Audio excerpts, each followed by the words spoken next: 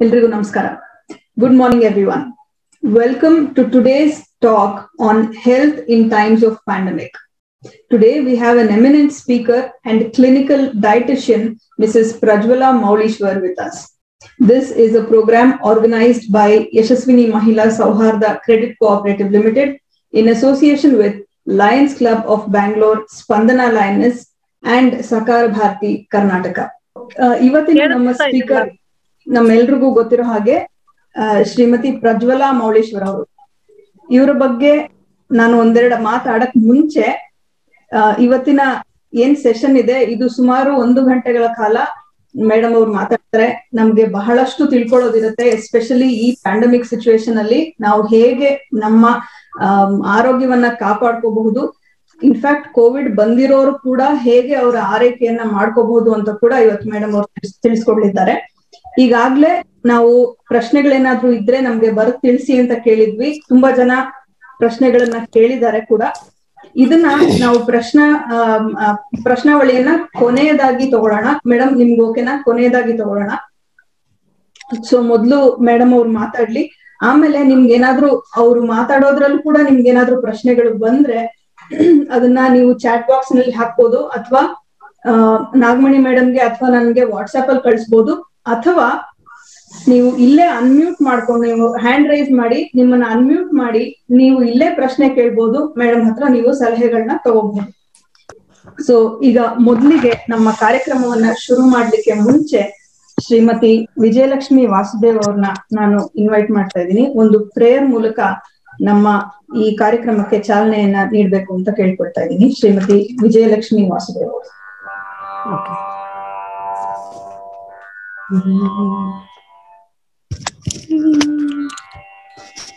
ಶ್ರೀನಿವಾಸ ನೀನೇ ಪಾಲಿಸೋ, ಶ್ರೀನಿವಾಸ ನೀನೇ ಪಾಲಿಸೋ, ಶ್ರುತ ಜನಪಾಲ ಗಾನಲೋಲ ಶ್ರೀ ಮುಕುಂದನೇ ಶ್ರೀನಿವಾಸ ನೀನೇ ಪಾಲಿಸೋ. ಧ್ಯಾನ ಮಾಡ್ಪ ಸಜ್ಜನರ ಮಾನದಿಂದಲಿ ಪಾಲಿಸುವ, ಧ್ಯಾನ ಮಾಡ್ಪ ಸಜ್ಜನರ ಮಾನದಿಂದಲಿ ಪಾಲಿಸುವ, ವೇಣುಗೋಪಾಲ ಗೋವಿಂದ ವೇದ ವೇದ್ಯ ನಿತ್ಯಾನಂದ, ವೇಣುಗೋಪ ಗೋವಿಂದ ವೇದ ವೇದ್ಯ ನಿತ್ಯಾನಂದ, ಶ್ರೀನಿವಾಸ ನೀನೇ ಪಾಲಿಸೋ. ಎಂದಿಗೆ ನಿನ್ನ ಪಾದಾಬ್ಜವ ಹೊಂದುವ ಸುಖ ಎಂದಿಗೆ ಲಭ್ಯವೋ ಮಾಧವ, ಎಂದಿಗೆ ನಿನ್ನ ಪಾದಾಬ್ಜವ ಹೊಂದುವ ಸುಖ ಎಂದಿಗೆ ಲಭ್ಯವೋ ಮಾಧವ. ತನುವಿನಲ್ಲಿ ಬಲವಿಲ್ಲ,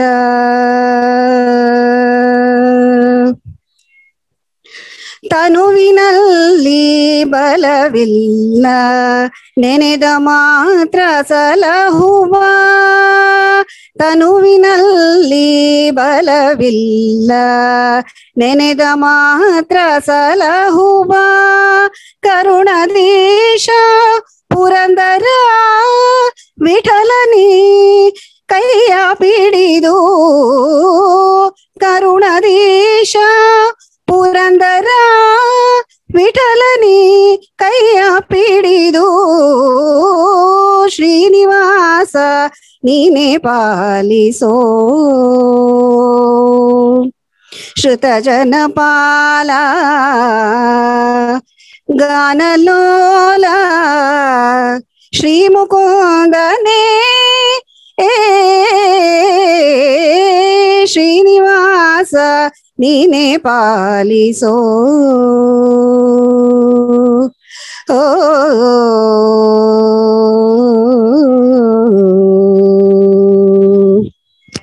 thank you. ಧನ್ಯವಾದಗಳು ಶ್ರೀಮತಿ ವಿಜಯಲಕ್ಷ್ಮಿ ಅವರಿಗೆ. ಈ ಪ್ರಾರ್ಥನೆಯೊಂದಿಗೆ ವಿಧಿವಶಾತ್ ನಮ್ಮನ್ನೆಲ್ಲ ಅಗಲಿರುವಂತಹ ನಮ್ಮೆಲ್ಲ ಸ್ನೇಹಿತರ ಆತ್ಮಕ್ಕೆ ಶಾಂತಿ ಸಿಗ್ಲಿ. ಹಾಗೆ ಇವತ್ತು ಆಸ್ಪತ್ರೆಯಲ್ಲಿ ಅಥವಾ ಅವರ ಮನೆಗಳಲ್ಲಿ ಕೋವಿಡ್ ನಿಂದ ಬಳಲ್ತಾ ಇರುವಂತಹ ಅನೇಕರಿಗೆ ಸಾಂತ್ವನ ಸಿಗ್ಲಿ, ಒಳ್ಳೆ ಆರೋಗ್ಯ ದೇವರು ಕರುಣಿಸ್ಲಿ ಅಂತ ಪ್ರಾರ್ಥಿಸೋಣ.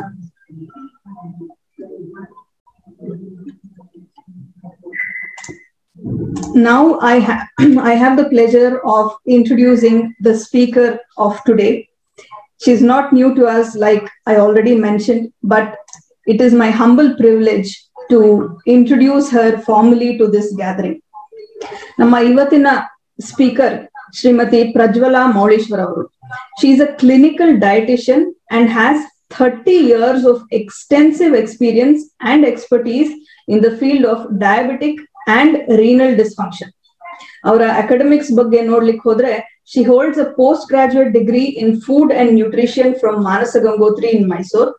She did her advanced diabetics program at Hunter College in New York, post which she was offered the role of clinical dietitian at Our Lady Mercy Medical Center, Bronx in New York.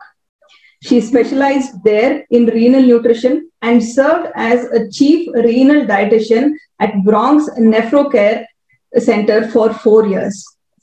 Now, she's also done a lot of teaching, and you will know as soon as she starts speaking why she is such a good teacher. Her career, which lasted over 30 years, and she's done a lot of teaching. For example, she's been a food science lecturer at TMA Pai College in Udupi, nature cure and yoga lecturer at Mysore Ayurveda Medical College for postgraduate diploma students. She's been a research associate in food science department at CFTRI under Dr. Venkatrao. She's done therapeutic diets sessions for BSc and MSc nursing students. She's worked as a visiting faculty, diabetic educator, and a resource person at various renowned colleges across Mysore and Belgaum and Bangalore also. And she is guiding the MSc students in their theses as well. She has chaired many diabetic sessions, conducted seminars in corporates to educate the people about the importance of nutrition and the role of diet in metabolic disorders. Currently, she is rendering her valuable services at Ashwini Clinic and Thyroid Center as a clinical dietitian. We've all heard her in our very own Yashaswini Society's Women's Day celebration. She was our guest of honor then. And now I have the proud privilege of bringing you to the spotlight, ma'am. The stage is all yours for the next 1 hour. Please enlighten us. Hello everybody, ನಮಸ್ಕಾರ ಎಲ್ಲರಿಗೂ, ಶುಭೋದಯ. Lavanya madam ಹೇಳ್ದ ಹಾಗೆ ಎಲ್ಲರೂ ಆರೋಗ್ಯವಂತರಾಗಿ ಇದ್ದೀರಾ, ಹಾಗೆ ಮುಂದುವರಿಯಿರಿ. ಮತ್ತೆ ಒಂದೇ ಒಂದು ನಾನು ಹೇಳೋದು ಅಂತಂದ್ರೆ, ಯಾವುದೇ ಕಾರಣಕ್ಕೂ ಭಯವನ್ನು ನಿಮ್ಮ ಮನಸ್ಸಿನಲ್ಲಿ ತಂದ್ಕೊಳ್ಬೇಡಿ, ಧೈರ್ಯವಾಗಿ ಇರಿ. ಏನೇ ಪಾಸಿಟಿವ್ ಅಂಶ ಬಂದರೂ ಸಹಿತ ನಾನು ಇದರಿಂದ ಗೆದ್ದು ಬರುತ್ತೇನೆ ಅಂತ ಒಂದು ಛಲವನ್ನು ಇಟ್ಕೊಳ್ಳಿ. ಆಗ ಖಂಡಿತ ನೀವು ಜಯ ಗಳಿಸಿ ನೀವು ಸುಖವಾಗಿ ಹೊರಗೆ ಬರ್ತೀರಾ. ಬೈ ಚಾನ್ಸ್ ಏನಾದ್ರು ಯಾವ್ದಾದ್ರು ಕಾರಣಕ್ಕೆ ಇಲ್ಲಿ ಇರೋರ್ನಲ್ಲಿ ಯಾರು ಒಬ್ಬರ ಹತ್ರ ಕೇಳಿಸ್ಕೊಳ್ತಾ ಇರೋರು ಯಾರು ಒಬ್ರು ಪಾಸಿಟಿವ್ ಆಗಿದ್ರೆ ನೀವು ಆ ಭಯವನ್ನು ಕಿತ್ತು ಹೋಗಿರಿ. Okay, will start the session today. Today's session is health in times of pandemic ಅಂತ. ಯಾವುದೇ ವ್ಯಕ್ತಿ ಕರೋನಾದಿಂದ ಬಳಲುತ್ತಿದ್ದರೆ ಔಷಧದ ಜೊತೆಗೆ ಅವರಿಗೆ ದೇಹದಲ್ಲಿ ಪೌಷ್ಟಿಕಾಂಶ ಕೊರತೆ ಆಗದಂತೆ ನಿರ್ವಹಿಸಲು ಉತ್ತಮ ಆಹಾರವನ್ನು ನೀಡುವುದು ಬಹಳ ಮುಖ್ಯ. ಇಲ್ಲಿ ನಾನು ಒಂದು ಪಾಯಿಂಟ್ ನ ಸ್ಟ್ರೆಸ್ ಮಾಡ್ತೀನಿ. ಔಷಧದ ಜೊತೆಗೆ ನಿಮ್ಮ ವೈದ್ಯರು ಯಾವುದೇ ಸಲಹೆ ಮೇರೆಗೆ ನಿಮಗೆ ಕೊಟ್ಟಿರುವಂತಹ ಔಷಧ ಪ್ರಿಸ್ಕ್ರಿಪ್ಷನ್ ಏನು ಕೊಟ್ಟಿರ್ತಾರೆ ಅದನ್ನ ಬಿಟ್ಟು ಇವತ್ತು ನಾವ್ ಏನ್ ಮಾತಾಡ್ತೀವಿ ಇದೇ ನನಗೆ ಒಳ್ಳೇದು ಇದನ್ನೇ ಮಾಡ್ತೀನಿ, ಖಂಡಿತ ಮಾಡಬೇಡಿ. They are the better judge ಅವ್ರಿಗೆ ಗೊತ್ತು ನಿಮ್ಮ ದೇಹ ಸ್ಥಿತಿ ಹೇಗಿರುತ್ತೆ. ಅವರು ನಿಮಗೆ ಇದು ಬೇಕಾಗತ್ತೆ ಅಂತ ಹಾಕಿರೋದನ್ನ ದಯವಿಟ್ಟು ನಿರಾಕರಿಸಬೇಡಿ. ಅದು ಮೂರ್ಖತನವಾಗುತ್ತೆ. ನಾವು ಏನೇ ಇದ್ರು ನಮ್ಮ ಇಮ್ಯುನಿಟಿಯನ್ನು ಹೆಚ್ಚು ಮಾಡ್ಕೊಳ್ಳಕ್ಕೆ ಯಾವ್ಯಾವ ರೀತಿ ಇರುತ್ತೆ, ಏನ್ ಸಹಾಯ ಮಾಡುತ್ತೆ ಅನ್ನೋದನ್ನ ನಾವು ಇಲ್ಲಿ ತಿಳಿಸ್ಬೋದೇ ಹೊರತು ನಾವು ಈ ಕರೋನಾವನ್ನ ಹೋಗಲಾಡಿಸಕ್ಕೆ ಏನು ಇಲ್ಲ. ಆದ್ರೆ ಅದನ್ನ ಹೆಚ್ಚಾಗೋದಕ್ಕೆ ಬಿಡದೆ ಇರಬಹುದು, ಇಮ್ಯುನಿಟಿಯನ್ನು ಹೆಚ್ಚಿಸ್ಕೊಳ್ಳಬಹುದು. ಆದ್ದರಿಂದ ದಯವಿಟ್ಟು ಇಲ್ಲಿ ಇವತ್ತು ನಾವು ಯಾವುದೇ ಡಿಸ್ಕಷನ್ ಮಾಡಿದ್ರು ಇದು ನಮ್ಮ ಇಮ್ಯುನಿಟಿಯನ್ನು ಹೆಚ್ಚಿಸ್ಕೊಳ್ಳೋದಿಕ್ಕೋಸ್ಕರ ಮಾತ್ರ. ಮತ್ತೆ ಇದರಿಂದ ನಾವು ಬರ್ದೇ ಇರೋದನ್ನ ಸ್ವಲ್ಪ ಹೆಚ್ಚಾಗಿ ನಾವು ಕಾಪಾಡ್ಕೊಳ್ಬಹುದು ಅಂತ ಅನ್ನೋದಕ್ಕೆ ನಾನು ಇವತ್ತು ಹೇಳ್ತಾ ಇದ್ದೀನಿ. ಅದರಿಂದ ನಿಮ್ಮ ವೈದ್ಯರ ಯಾವುದೇ ಪ್ರಿಸ್ಕ್ರಿಪ್ಷನ್ ಕೊಟ್ಟಿದ್ರು ಇದನ್ನ ನಿಲ್ಲಿಸಬೇಡಿ. ನಿಮ್ಮ ಮನೆಯಲ್ಲಿ ಯಾರಾದರೂ ಕರೋನಾದಿಂದ ಬಳಲುತ್ತಿದ್ದರೆ ಅವರ ಆಹಾರದ ಬಗ್ಗೆ ನಿಗಾ ವಹಿಸುವುದು ಅತ್ಯವಶ್ಯಕ. ನೀವು ಯಾವುದೇ ರೋಗದಿಂದ ತ್ವರಿತವಾಗಿ ಗುಣಮುಖರಾಗಲು ಆಹಾರ ಮತ್ತು ಪೋಷಣೆ ಪ್ರಮುಖ ಪಾತ್ರ ವಹಿಸುತ್ತದೆ. ಯಾವುದೇ ವ್ಯಕ್ತಿಯು ಕರೋನಾ ವೈರಸ್ಗೆ ಸೋಂಕಿಗೆ ಒಳಗಾದಾಗ ಅವರಲ್ಲಿ ದುರ್ಬಲತೆ ಅಂದ್ರೆ ಟಯರ್ಡ್ನೆಸ್ ಸಹಜವಾಗಿ ಕಂಡು ಬರುತ್ತೆ. ಕರೋನಾ ನೆಗೆಟಿವ್ ಬಂದ ಬಳಿಕವೂ ಅಂದರೆ ವ್ಯಕ್ತಿ ಕರೋನಾದಿಂದ ಚೇತರಿಸಿಕೊಂಡ ಬಳಿಕವೂ ಅವರಿಗೆ ಈ ಸಮಸ್ಯೆ ಹಲವಾರು ದಿನಗಳು ಅಥವಾ ವಾರಗಳು ಕಾಡಬಹುದು. But when you take a healthy balance diet or nutritious food ತಗೊಂಡಾಗ ನಿಮ್ಮ ಈ ಟಯರ್ಡ್ನೆಸ್ ಗ್ರಾಜುಯಲ್ ಆಗಿ ಕಡಿಮೆ ಆಗುತ್ತೆ. ಅಂತಹ ಪರಿಸ್ಥಿತಿಯಲ್ಲಿ ನಿಮ್ಮನ್ನು ಓರ್ವ ಆರೋಗ್ಯವಂತ ವ್ಯಕ್ತಿಯನ್ನಾಗಿ ಮಾಡುವುದರಲ್ಲಿ ನಿಮ್ಮ ಆಹಾರವು ಪ್ರಮುಖ ಪಾತ್ರ ವಹಿಸುತ್ತದೆ. ಈ ಸಂದರ್ಭದಲ್ಲಿ ಕರೋನಾ ಪಾಸಿಟಿವ್ ವ್ಯಕ್ತಿಯು ಏನನ್ನು ತಿನ್ನಬೇಕು, ಏನನ್ನು ತಿನ್ನಬಾರದು ಎಂದು ತಿಳಿದುಕೊಳ್ಳುವುದು ಇಲ್ಲಿ ಬಹಳ ಮುಖ್ಯವಾದದ್ದು. ಕರೋನಾ ಪಾಸಿಟಿವ್ ವ್ಯಕ್ತಿಗೆ ಉಳಿದ ಆಹಾರ ಅಥವಾ ನೆನ್ನೆಯ ಆಹಾರ ಅಂದ್ರೆ ಏನ್ ಹೇಳ್ತೀವಿ ತಂಗಳ ಆಹಾರವನ್ನು ದಯವಿಟ್ಟು ಕೊಡಬೇಡಿ ಅಥವಾ ಬಡಿಸಬೇಡಿ. ಇದು ತುಂಬಾ ತುಂಬಾ ಇಂಪಾರ್ಟೆಂಟ್. ಇವರು ಆರೋಗ್ಯಕರ ಮತ್ತು ಸಮತೋಲನ ಆಹಾರವನ್ನು ಸೇವಿಸಬೇಕಾಗುತ್ತೆ, ಅಂದ್ರೆ ಬ್ಯಾಲೆನ್ಸ್ ಡಯಟ್. ಇದರಲ್ಲಿ ಹೆಚ್ಚಿನ ಅಂಶ ಕಾರ್ಬೋಹೈಡ್ರೇಟು ಅಂದ್ರೆ ಸಕ್ಕರೆ ಪಿಷ್ಟ, ಕೊಬ್ಬು, ಫ್ಯಾಟ್ ಹೆಚ್ಚು ಸಮತೋಲಿತ ಮೌಲ್ಯದ ಪ್ರೋಟೀನ್ ಅಂಶ ಇರಬೇಕು. ಎಷ್ಟು ಪ್ರೋಟೀನ್ ಇರುತ್ತೋ ನಿಮಗೆ ಹೋರಾಡೋ ಶಕ್ತಿ, ರೋಗದೊಂದಿಗೆ ಹೋರಾಡೋ ಶಕ್ತಿ ನಿಮಗೆ ಹೆಚ್ಚಿಸಿಕೊಳ್ಳಬಹುದು. ಅಲ್ಲದೆ ಆಂಟಿ ಆಕ್ಸಿಡೆಂಟ್ಗಳನ್ನು ಮತ್ತು ವೈಟಮಿನ್ಗಳನ್ನು, ಅದರಲ್ಲೂ ವಿಶೇಷವಾಗಿ ವೈಟಮಿನ್ ಸಿ, ಡಿ, ಜಿಂಕ್ ಅನ್ನು ಹೆಚ್ಚಿಸಬೇಕಾಗ್ತದೆ. ಈ ಪೌಷ್ಟಿಕಾಂಶ ಅವಶ್ಯಕತೆಗಳನ್ನು ಆಹಾರದಿಂದ ಪೂರೈಸಲಾಗದಿದ್ದರೆ, ಅಂದ್ರೆ ಇದು ಹೇಳಿದೆ ಇವಾಗ ವೈಟಮಿನ್ ಸಿ ಬೇಕಾಗ್ಬೋದು, ಜಿಂಕ್ ಬೇಕಾಗ್ಬೋದು, ಡಿ ಬೇಕಾಗ್ಬೋದು ಅಂತ, ಇದನ್ನ ನಿಮ್ಮ ಆಹಾರದಿಂದ ಏನಾದ್ರು ಅದನ್ನ ಸಾಧ್ಯತೆ ಆಗದಿದ್ದರೆ ನಿಮ್ಮ ವೈದ್ಯರೊಂದಿಗೆ ಸಲಹೆ ಪಡೆದು ಅವರಿಂದ ಸಪ್ಲಿಮೆಂಟ್ಸ್ ಅನ್ನು ಸಹಿತ ತೆಗೆದುಕೊಂಡು ನೀವು ಸೇವಿಸಬಹುದು. So that you will not be deficient of those nutrients as such. ಇವರಿಗೆ ಯಾವಾಗಲೂ ಬಿಸಿ ಬಿಸಿಯಾಗಿ ತಯಾರಿಸಿದ ಆಹಾರವನ್ನು ನೀಡಿ. ಇವರಿಗೆ ವಾಸನೆ ಮತ್ತು ರುಚಿಯ ಸಾಮರ್ಥ್ಯವನ್ನು ಕಳೆದುಕೊಂಡಿರುತ್ತಾರೆ, sense of taste or smell ಕಳೆದುಕೊಂಡಿರುತ್ತಾರೆ, ಅಥವಾ ಅವರಿಗೆ ನುಂಗಲು ಕಷ್ಟವಾಗಬಹುದು. ಸೊ ಹಾಗಾಗಿ ಇವರಿಗೆ ಸಾಧ್ಯವಾದಷ್ಟು ಸಾಫ್ಟ್ ಫುಡ್ ಅಥವಾ ಆಹಾರವನ್ನು ಅವರಿಗೆ ನೀಡುವುದು ಬಹಳ ಮುಖ್ಯ. ಕೆಲವರಿಗೆ ಈ ಸಂದರ್ಭದಲ್ಲಿ ಆಹಾರ ರುಚಿಸದೇ ಇರಬಹುದು. ಅಂದ್ರೆ ಅವರಿಗೆ ರುಚಿ ಅನ್ನೋದೇ ಹೊರಟೋಗಿದ್ದಾಗ ಅಥವಾ ಪದಾರ್ಥವನ್ನು ನೋಡಿದಾಗ್ಲೇ ಅವರಿಗೆ ಇಷ್ಟ ಆಗದೆ ಇದ್ದಾಗ ಒಂದು ರೀತಿಯಾಗಿ how can we enhance the flavour and the taste of the food ಅಂತಂದ್ರೆ ಇದಕ್ಕೆ ಆಮ್ಚೂರ್ ಅಂದ್ರೆ ಮಾವಿನ ಪೌಡರ್ ಅನ್ನ ಹಾಕೋದು, ಅಥವಾ ಆಮ್ಲ ಪೌಡರ್ ಅನ್ನ ಹಾಕೋದು, ಅಥವಾ ನಿಂಬೆ ರಸ ಮತ್ತು ಸ್ವಲ್ಪ ಮೆಣಸು ಪೌಡರ್ ಅನ್ನು ಉದುರಿಸುವುದು, ಅಥವಾ ಬುನಾಹುವ ಜೀರಾ ಅಂತ ಹೇಳ್ತೀವಿ, ಅಂದ್ರೆ ಹುರಿದ ಜೀರಿಗೆ ಪೌಡರ್ ಅನ್ನು ಸ್ವಲ್ಪ ಮೇಲೆ ಉದುರಿಸುವುದರಿಂದ it enhances the flavour as well as the taste of the food. So ಈ ರೀತಿಯಲ್ಲಿ ನೀವು ಆದಷ್ಟು ಅದನ್ನ ಉಪಯೋಗ ಮಾಡೋದ್ರಿಂದ ಸ್ವಲ್ಪ ವೆರೈಟಿಯನ್ನ ಕೊಡಿ ದಯವಿಟ್ಟು. ಯಾಕೆಂದ್ರೆ ಅವರು ಐಸೋಲೇಷನ್ ಅಲ್ಲಿ ಇರ್ತಾರೆ, ಒಬ್ಬರೇ ಇರ್ತಾರೆ. ಅಯ್ಯೋ ಇದೇ ಇವತ್ತಾ, ಇದೇನೇ ತಿನ್ಬೇಕಾ, ಒಬ್ಬನೇ ಇದ್ದೀನಿ ಅನ್ನೋದು ಒಂದ್ ಸ್ವಲ್ಪ ಡಿಪ್ರೆಷನ್ ಇರುತ್ತೆ. ಅದರಿಂದ ಅವ್ರು ಹೊರಗೆ ಬರೋಕೆ ಕಲರ್ಫುಲ್ ಅಂಡ್ ಒಂಥರ ರುಚಿಕರವಾದ ಊಟಗಳನ್ನ ಕೊಡಿ, ಆಯ್ತಾ. ಆದರೆ ಬಹಳ ಖಾರ ಮತ್ತು ಎಣ್ಣೆಯಲ್ಲಿ ಕರಿದ ಪದಾರ್ಥವನ್ನು ಆದಷ್ಟು ಕಡಿಮೆ ಮಾಡಿ. ಬಹಳ ಖಾರ, ಯಾಕೆಂದ್ರೆ ಅವ್ರಿಗೆ ಹುಣ್ಣು ಸಹಿತ ಇರೋದ್ರಿಂದ ನೀವು ಆದಷ್ಟು ಈ ಖಾರ ಪದಾರ್ಥಗಳನ್ನ ಕಡಿಮೆ ಮಾಡಿ. ಎಣ್ಣೆಯಲ್ಲಿ ಕರ್ದಿದ್ದ ಪದಾರ್ಥನ ಕೊಡಬೇಡಿ, ಯಾಕೆಂದ್ರೆ it takes longer time for your body to digest. Light ಆಹಾರಗಳನ್ನ, ಫರ್ಮೆಂಟೆಡ್ ಪ್ರಾಡಕ್ಟ್ಸ್ ಅನ್ನ ನೀವು ಎಷ್ಟು ಚೆನ್ನಾಗಿ ಕೊಡ್ತೀರಾ, ಸಾಫ್ಟ್ ಫುಡ್ ಕೊಟ್ಟಾಗ ಅವರಿಗೆ it will be light on the body to digest. So ಹಾಗಾಗಿ ಆ ರೀತಿಯಲ್ಲಿ ಮಾಡ್ಕೊಳ್ಳಿ.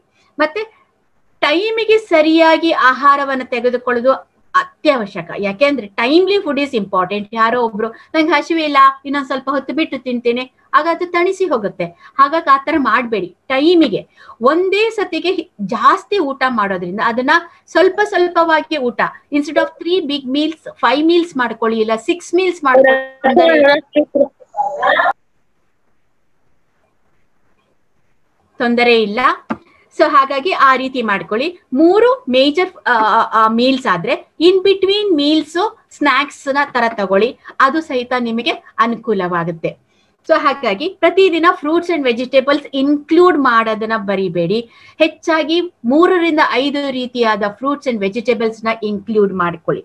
ಅಂದ್ರೆ ಈ ಒಂದು ನಮ್ಮಲ್ಲಿ ಏನಾಗಿದೆ ಅಂತಂದ್ರೆ, ಈಗ ಫಾಸ್ಟ್ ಫುಡ್ಸ್ ತುಂಬಾ ಸೊಗಸಾಗಿ ಸುಲಭವಾಗಿ ಸ್ವಿಗ್ಗಿ ಆಗ್ಲಿ ಝೊಮ್ಯಾಟೊ ಆಗ್ಲಿ ಯಾವ್ದೋ ಒಂದು ರೀತಿಯಲ್ಲಿ ಸಿಕ್ಕೋದ್ರಿಂದ ಆದಷ್ಟು ಅದರಲ್ಲಿ ಆರ್ಡರ್ ಮಾಡಿ ತರಿಸಿ ಕೊಡೋದನ್ನ ಮಾಡಬೇಡಿ. ಅವ್ರು ಎಷ್ಟು ಹೊತ್ತಾಗಿರುತ್ತೋ ಊಟ ಅಡಿಗೆ ತಯಾರಿಸಿ, ಎಷ್ಟು ಜನ ಅದನ್ನ ಮುಟ್ಟಿರ್ತಾರೋ, ಎಷ್ಟು ಹೊತ್ತು ಅದು ಹೊರಗಡೆ ಇತ್ತೋ, ಇದು ಫುಡ್ ಪಾಯ್ಸನಿಂಗಿಗೂ ಕಾರಣ ಆಗುತ್ತೆ. ದಯವಿಟ್ಟು ಅದು ಮಾಡಬೇಡಿ. ಮನೆಯಲ್ಲಿ ಮಾಡಿದ್ದು ಬಿಸಿ ಬಿಸಿಯಾಗಿ ತಯಾರಿಸಿದ ಆಹಾರವನ್ನು ದಯವಿಟ್ಟು ಕೊಡಿ ಅವರಿಗೆ.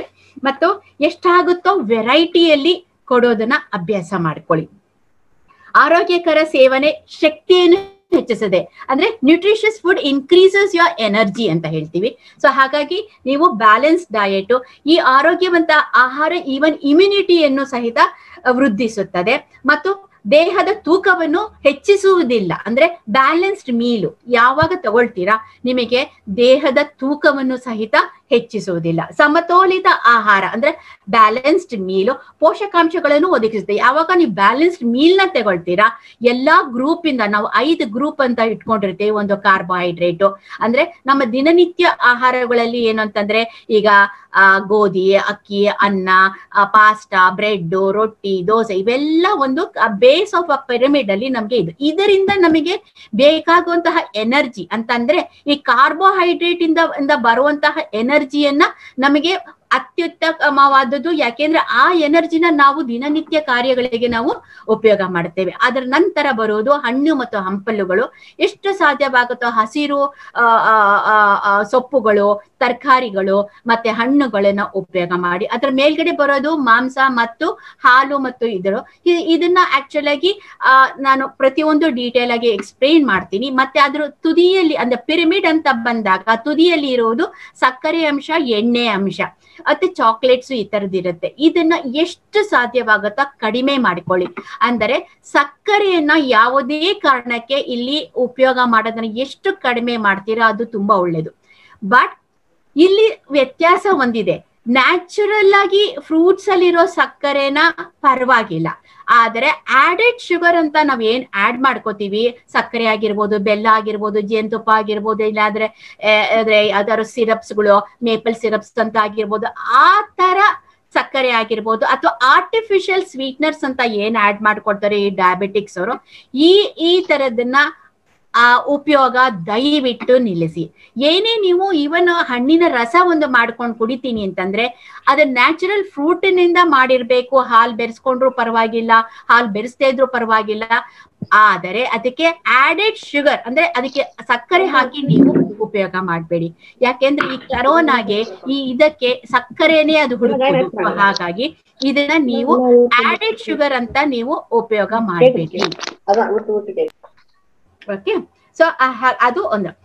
ಆರೋಗ್ಯಕರ ಆಹಾರ ಪ್ರಮುಖ ನಿಯಮ ಏನಂದರೆ ಯಾವುದೇ ಊಟವನ್ನು ಬಿಡುವುದಾಗಿಲ್ಲ. ಅಂದ್ರೆ ಇಬ್ಬರೊಬ್ರು ಏನ್ ಮಾಡ್ತಾರೆ, ನಾನು ಬೆಳಗಿನ ಉಪಹಾರವನ್ನ ಬಿಟ್ಬಿಡ್ತೀನಿ, ಯಾಕೆಂದ್ರೆ ಸ್ಥೂಲಕಾಯರಾಗಿದ್ದಾರೆ, ದಪ್ಪ ಆಗಿದ್ದಾರೆ, ಹಾಗಾಗಿ ಅವ್ರಿಗೆ ನಾನು ಬೆಳಗಿನ ಉಪಹಾರ ಬಿಟ್ಬಿಡ್ತೀನಿ, ಡೈರೆಕ್ಟ್ ಆಗಿ ನಾನು ಲಂಚಿಗೆ ಹೊರಟೋಗ್ತೀನಿ, ಇಲ್ಲ ಅಂತಂದ್ರೆ ರಾತ್ರಿ ಊಟ ಬಿಟ್ಬಿಡ್ತೀನಿ. ಆ ರೀತಿ ಮಾಡಬೇಡಿ ನೀವು. ಅಂದ್ರೆ ಪ್ರಮುಖವಾಗಿ ನಮ್ಮದು ಏನು ಅಂತಂದ್ರೆ morning breakfast is very important. ನಿಮಗೆ ಒಂದು ಪ್ರಾವರ್ಬ್ ಗೊತ್ತಿರ್ಬೋದು, breakfast eat like a king, lunch like a princess and dinner like a pauper ಅಂತ ಹೇಳ್ತೀವಿ. ಸೊ ಹಾಗಾಗಿ ನಿಮಗೆ ಆಗಲೇ 12 ಗಂಟೆ ಅಥವಾ 10 ಗಂಟೆ ಕಾಲ ನೀವು ಉಪವಾಸವಿದ್ದೀರ. ಹಿಂದಿನ ರಾತ್ರಿ ಊಟ ಮಾಡಿದ್ರಿಂದ ಬೆಳಗಿನ ತಿಂಡಿ ತಿನ್ನುವಷ್ಟರಲ್ಲಿ 12 ಗಂಟೆ ಆಗಿರುತ್ತೆ. ಸೊ ಹಾಗಾಗಿ ನೀವು ಬ್ರೇಕ್ಫಾಸ್ಟ್ ನ ಸ್ಕಿಪ್ ಮಾಡಿ, that is the major meal ನಿಮಗೆ ಅಲ್ಲಿ ಬರ್ಬೇಕು. Some people they do it as a intermittent fasting ಅಂತ ಮಾಡ್ತಾರೆ. ಆ ಇಂಟರ್ಮಿಟೆಂಟ್ ಫಾಸ್ಟಿಂಗ್ ನೀವು ಸ್ಕಿಪ್ ಮಾಡಿ ಅಂತ ಹೇಳಿಲ್ಲ. 16 ಗಂಟೆಯಲ್ಲಿ ನೀವು ಆ ವಿಂಡೋ ಪೀರಿಯಡ್ ಇರುತ್ತೆ. ಬಟ್ ಆದ್ರೆ ನಿಮ್ಮ ಡಿನ್ನರ್ ನ ಬೇಗ ತೆಗೆದುಕೊಳ್ಳಿ. 6 ಆಗ್ಬೋದು, 6:15 ಆಗ್ಬೋದು, 7 ಗಂಟೆಗೆ ತಗೊಂಡು ಮುಗಿಸಿದ್ರೆ ನಿಮ್ಮ 8:30, 9 ಗಂಟೆ ಅಷ್ಟೊತ್ತಿಗೆ ನಿಮ್ಗೆ ಕರೆಕ್ಟ್ ಆಗಿ ಅಲ್ಲಿ ಆಗಿರುತ್ತೆ. That will be an intermittent fasting. But ಆದ್ರೆ you should not skip your breakfast. ಅದು ಮೇಜರ್ ಮೀಲ್ ಆಗಿರುತ್ತೆ. ಸೊ ಹಾಗಾಗಿ ಅದನ್ನ ನೀವು ಮಾಡಬೇಡಿ.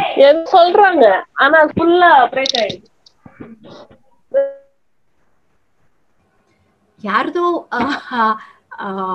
ಮ್ಯೂಟ್ ಮಾಡ್ತಾ ಇದೀನಿ ಮೇಡಮ್, ಸಾರಿ.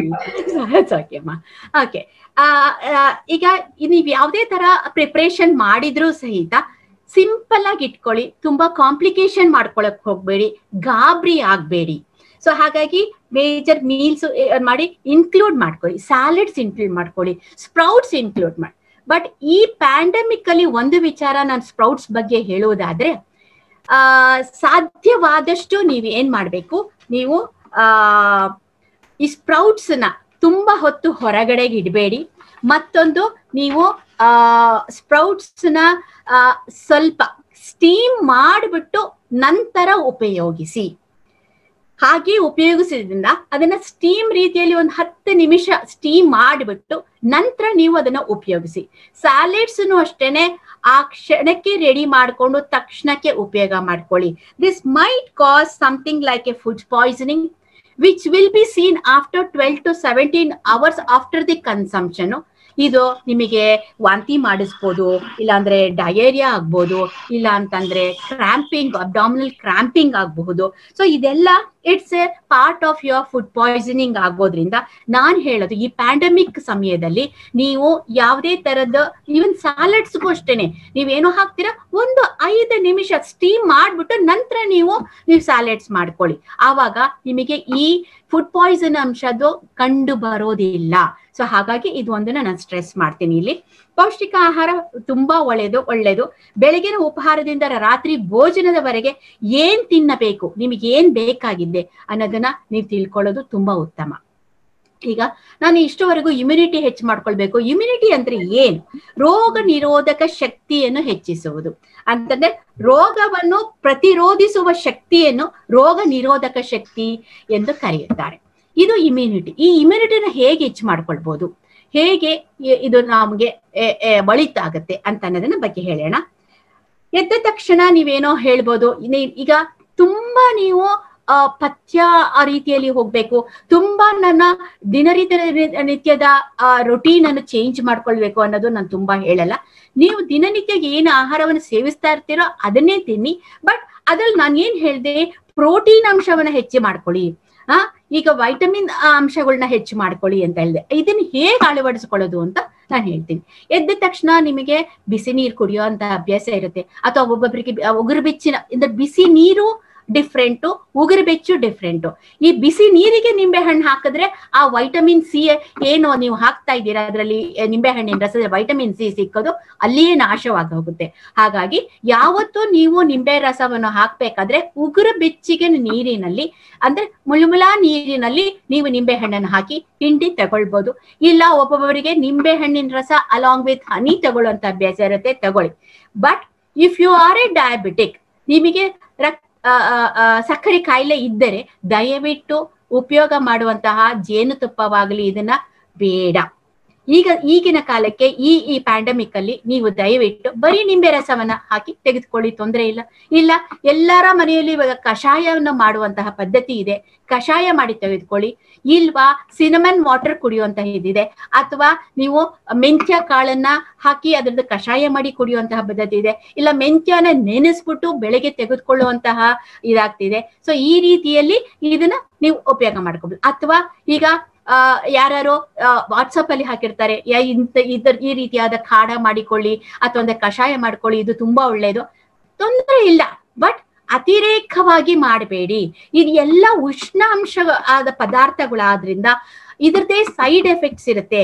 ಈಗ ನೀವು ತಗೊಂಡಾಗ ನಿಮಗೆ ಗಂಟಲಿಗೆ ಹಾಯ್ ಅನ್ನಿಸ್ಬೋದು, ಬಟ್ ಆದ್ರೆ ನೀವು ಅದರ ಮಿತಿ ಮೀರಿ ತಗೊಂಡಾಗ ಅದೇ ರಿವರ್ಸ್ ಆಗಬಹುದು. ಸೊ ಹಾಗಾಗಿ ಕಾಢ ಆಗ್ಲಿ ಕಷಾಯ ಆಗ್ಲಿ 1 ಅಥವಾ 2 ಸಾರಿ ದಿನಕ್ಕೆ ಮಾತ್ರ ತೆಗೆದುಕೊಳ್ಳಿ. ಪದೇ ಪದೇ 2 ಗಂಟೆಗೆ, ಮಧ್ಯಾಹ್ನ, ಬೆಳಿಗ್ಗೆ, ರಾತ್ರಿ ಈ ತರದೆಲ್ಲ ತಗೊಳ್ಳೋಂತಹ ಅವಶ್ಯಕತೆ ಇಲ್ಲ. ಗಾರ್ಗಲ್ ಮಾಡೋದಾಗ್ಲಿ, ಸ್ಟೀಮ್ ತಗೊಳ್ಳೋದಾಗ್ಲಿ ಇದು ಅತ್ಯವಶ್ಯಕ.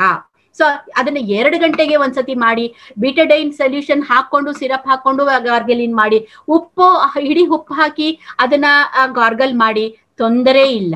ಸೊ ಆದರೆ ಈ ಕಷಾಯವನ್ನ ಮಿತಿಯಲ್ಲಿ ತಗೊಳ್ಳಿ. ಇದು ಎಲ್ಲ ಆಯುರ್ವೇದದಿಂದ ಬಂದಿರೋದಂತಾದ್ರಿಂದ ನೀವು ಕಷಾಯ ಎಷ್ಟು ಕ್ವಾಂಟಿಟಿ ಹೇಳಿರ್ತಾರೋ ಅಷ್ಟು ಮಾತ್ರ ಹಾಕಿ ತೆಗೆದುಕೊಳ್ಳೋದು ಉತ್ತಮ.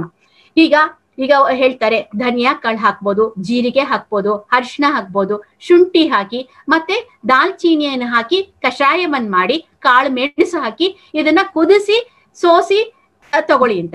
ಇದನ್ನ ಅರಿಶಿನ ಆದ್ರೆ 1/4 ಚಮಚ, 1/4 ಚಮಚ ಜೀರಿಗೆ, 1 ತುಂಡಷ್ಟು ಅಂದ್ರೆ 1 ಇಂಚಷ್ಟು ಚಕ್ಕೆ, 4 - 5 ಮೆಣಸಿನ ಕಾಳು, ಮತ್ತೆ 1/2 ಇಂಚಿನಷ್ಟು ಶುಂಠಿಯನ್ನ ಜಜ್ಜಿ ಹಾಕಿದ್ರೆ ಇದ್ರದ್ದು ಕಷಾಯ. 1/4 ಲೋಟ ಇಟ್ಟರೆ 3/4 ಲೋಟಕ್ಕೆ ತಂದು ಅದನ್ನ ಸೋಸಿ ಕುಡಿಯೋದು. ಯಾವುದೇ ಕಾರಣಕ್ಕೆ ನಿಂಬೆ ಹಣ್ಣಾಗ್ಲಿ ಜೇನುತುಪ್ಪವನ್ನಾಗಲಿ ಒಲೆ ಮೇಲೆ ಇಟ್ಟು ಹಾಕಬಾರದು.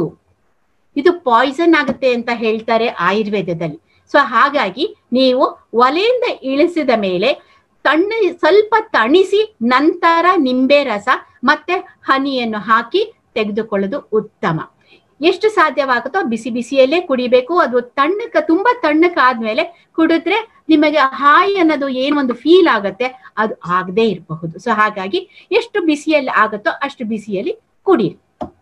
ಇದು ನಂತರ ಬ್ರೇಕ್ಫಾಸ್ಟ್ ಹೇಳಿದೆ, ನಾರ್ಮಲ್ ಆಗಿ ನಿಮ್ದು ಅವಲಕ್ಕಿ ಆಗ್ಬೋದು, ಇಡ್ಲಿ ಆಗಿರ್ಬೋದು, ದೋಸೆ ಆಗ್ಬೋದು, ಉಪ್ಪಿಟ್ಟು ಆಗ್ಬೋದು, ಯಾವುದೇ ತರದ್ದು ಪರೋಟ ಆಗಿರ್ಬೋದು. ಪರೋಟ ಅಂದ್ರೆ ನಾನು ಇಲ್ಲಿ ಆಲೂಗೆಡ್ಡೆ ಪರೋಟ ಹೇಳ್ತಾ ಇಲ್ಲ, ಮೂಲಿ ಪರೋಟ ಆಗಿರಬಹುದು, ಅಥವಾ ನಿಮಗೆ ತರಕಾರಿಗಳೆಲ್ಲ ಮಿಶ್ರಣದ ಪರೋಟ ಆಗಿರ್ಬೋದು, ಇಲ್ಲಾಂದ್ರೆ ಕಾಲಿಫ್ಲವರು, ಬ್ರಾಕೊಲಿ ಇದು ಪರೋಟ ಆಗಿರ್ಬೋದು. ಈ ರೀತಿಯಾದ ಪರೋಟವನ್ನು ಮಾಡ್ಕೊಳ್ಳಿ, ಆದರೆ ಮೈದಾ ಹಿಟ್ಟಿನಲ್ಲಿ ಅಲ್ಲ.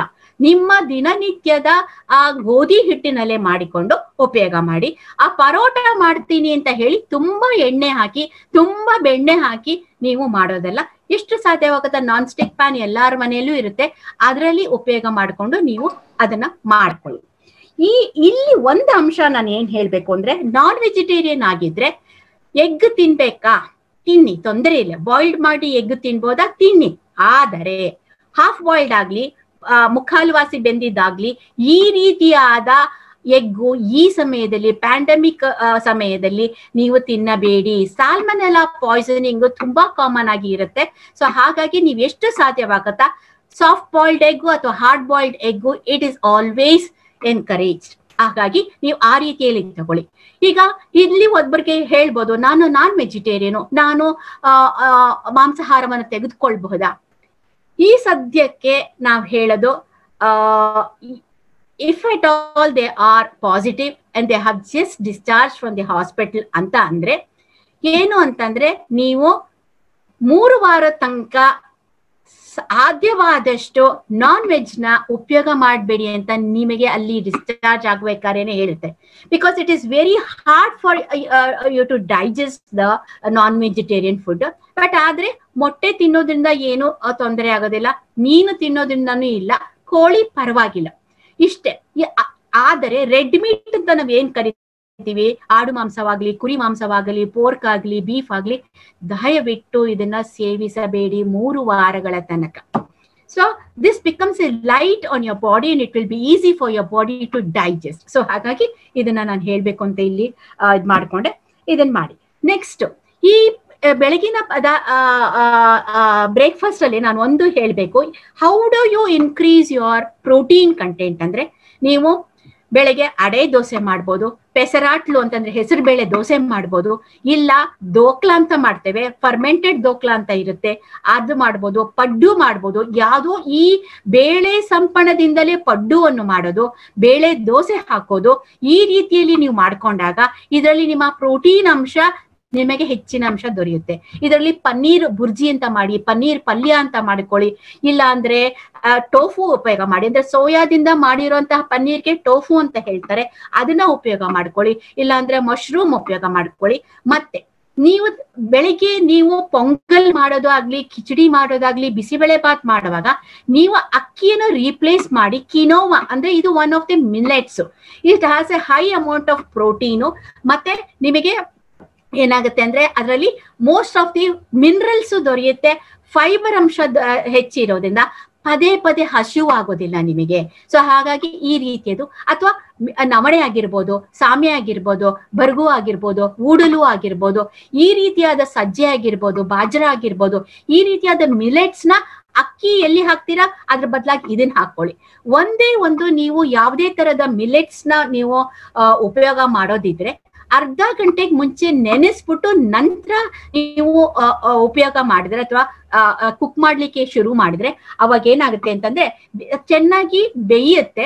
ಸೊ ಹಾಗಾಗಿ ಅದರಲ್ಲಿದ್ದ ಸರ್ಟನ್ ಫ್ಲಾವನಾಯ್ಡ್ಸ್ ಅಂತ ಏನ್ ಹೇಳ್ತೀವಿ ಅದನ್ನ ನಾವು ಆ ನೀರಿನಲ್ಲಿ ನೆನೆಸಿ ಬಸಿದಾಗ ಅದು ಹೋಗಿರುತ್ತೆ. ಸೊ ಒಬ್ಬೊಬ್ಬರಿಗೆ ಹೊಟ್ಟೆ ಒಂಥರ ಕಿವುಚಿದಂಗ್ ಆಗೋದು, ಒಂದು ಸ್ವಲ್ಪ ಕಷ್ಟ ಆಗೋದು ಇರುತ್ತೆ. ಯಾಕೆಂದ್ರೆ we are not used to this millets. We are introduce this hardly with about like 1.5 years back ಇಂದ. ಸೊ ಹಾಗಾಗಿ ಇದನ್ನ 3 ಹೊತ್ತು ತಿನ್ನಕ್ ಹೋಗ್ಬೇಡಿ. ಯಾವಾಗ ಹೊಸದಾಗಿ ಶುರು ಮಾಡ್ತಾ ಇರ್ತಾರೆ ನಿಧಾನವಾಗಿ ಇಂಟ್ರೊಡ್ಯೂಸ್ ಮಾಡ್ಕೊಳ್ಳಿ. ದಿನಕ್ಕೆ 1 ಸಾರಿಯಾಗಿ ನೀವು ಅದನ್ನ ಉಪಯೋಗ ಮಾಡಕ್ಕೆ ಶುರು ಮಾಡ್ಕೊಂಡು ನಂತರ 2 ಹೊತ್ತು ತಿಂದ್ರು ತೊಂದ್ರೆ ಇಲ್ಲ.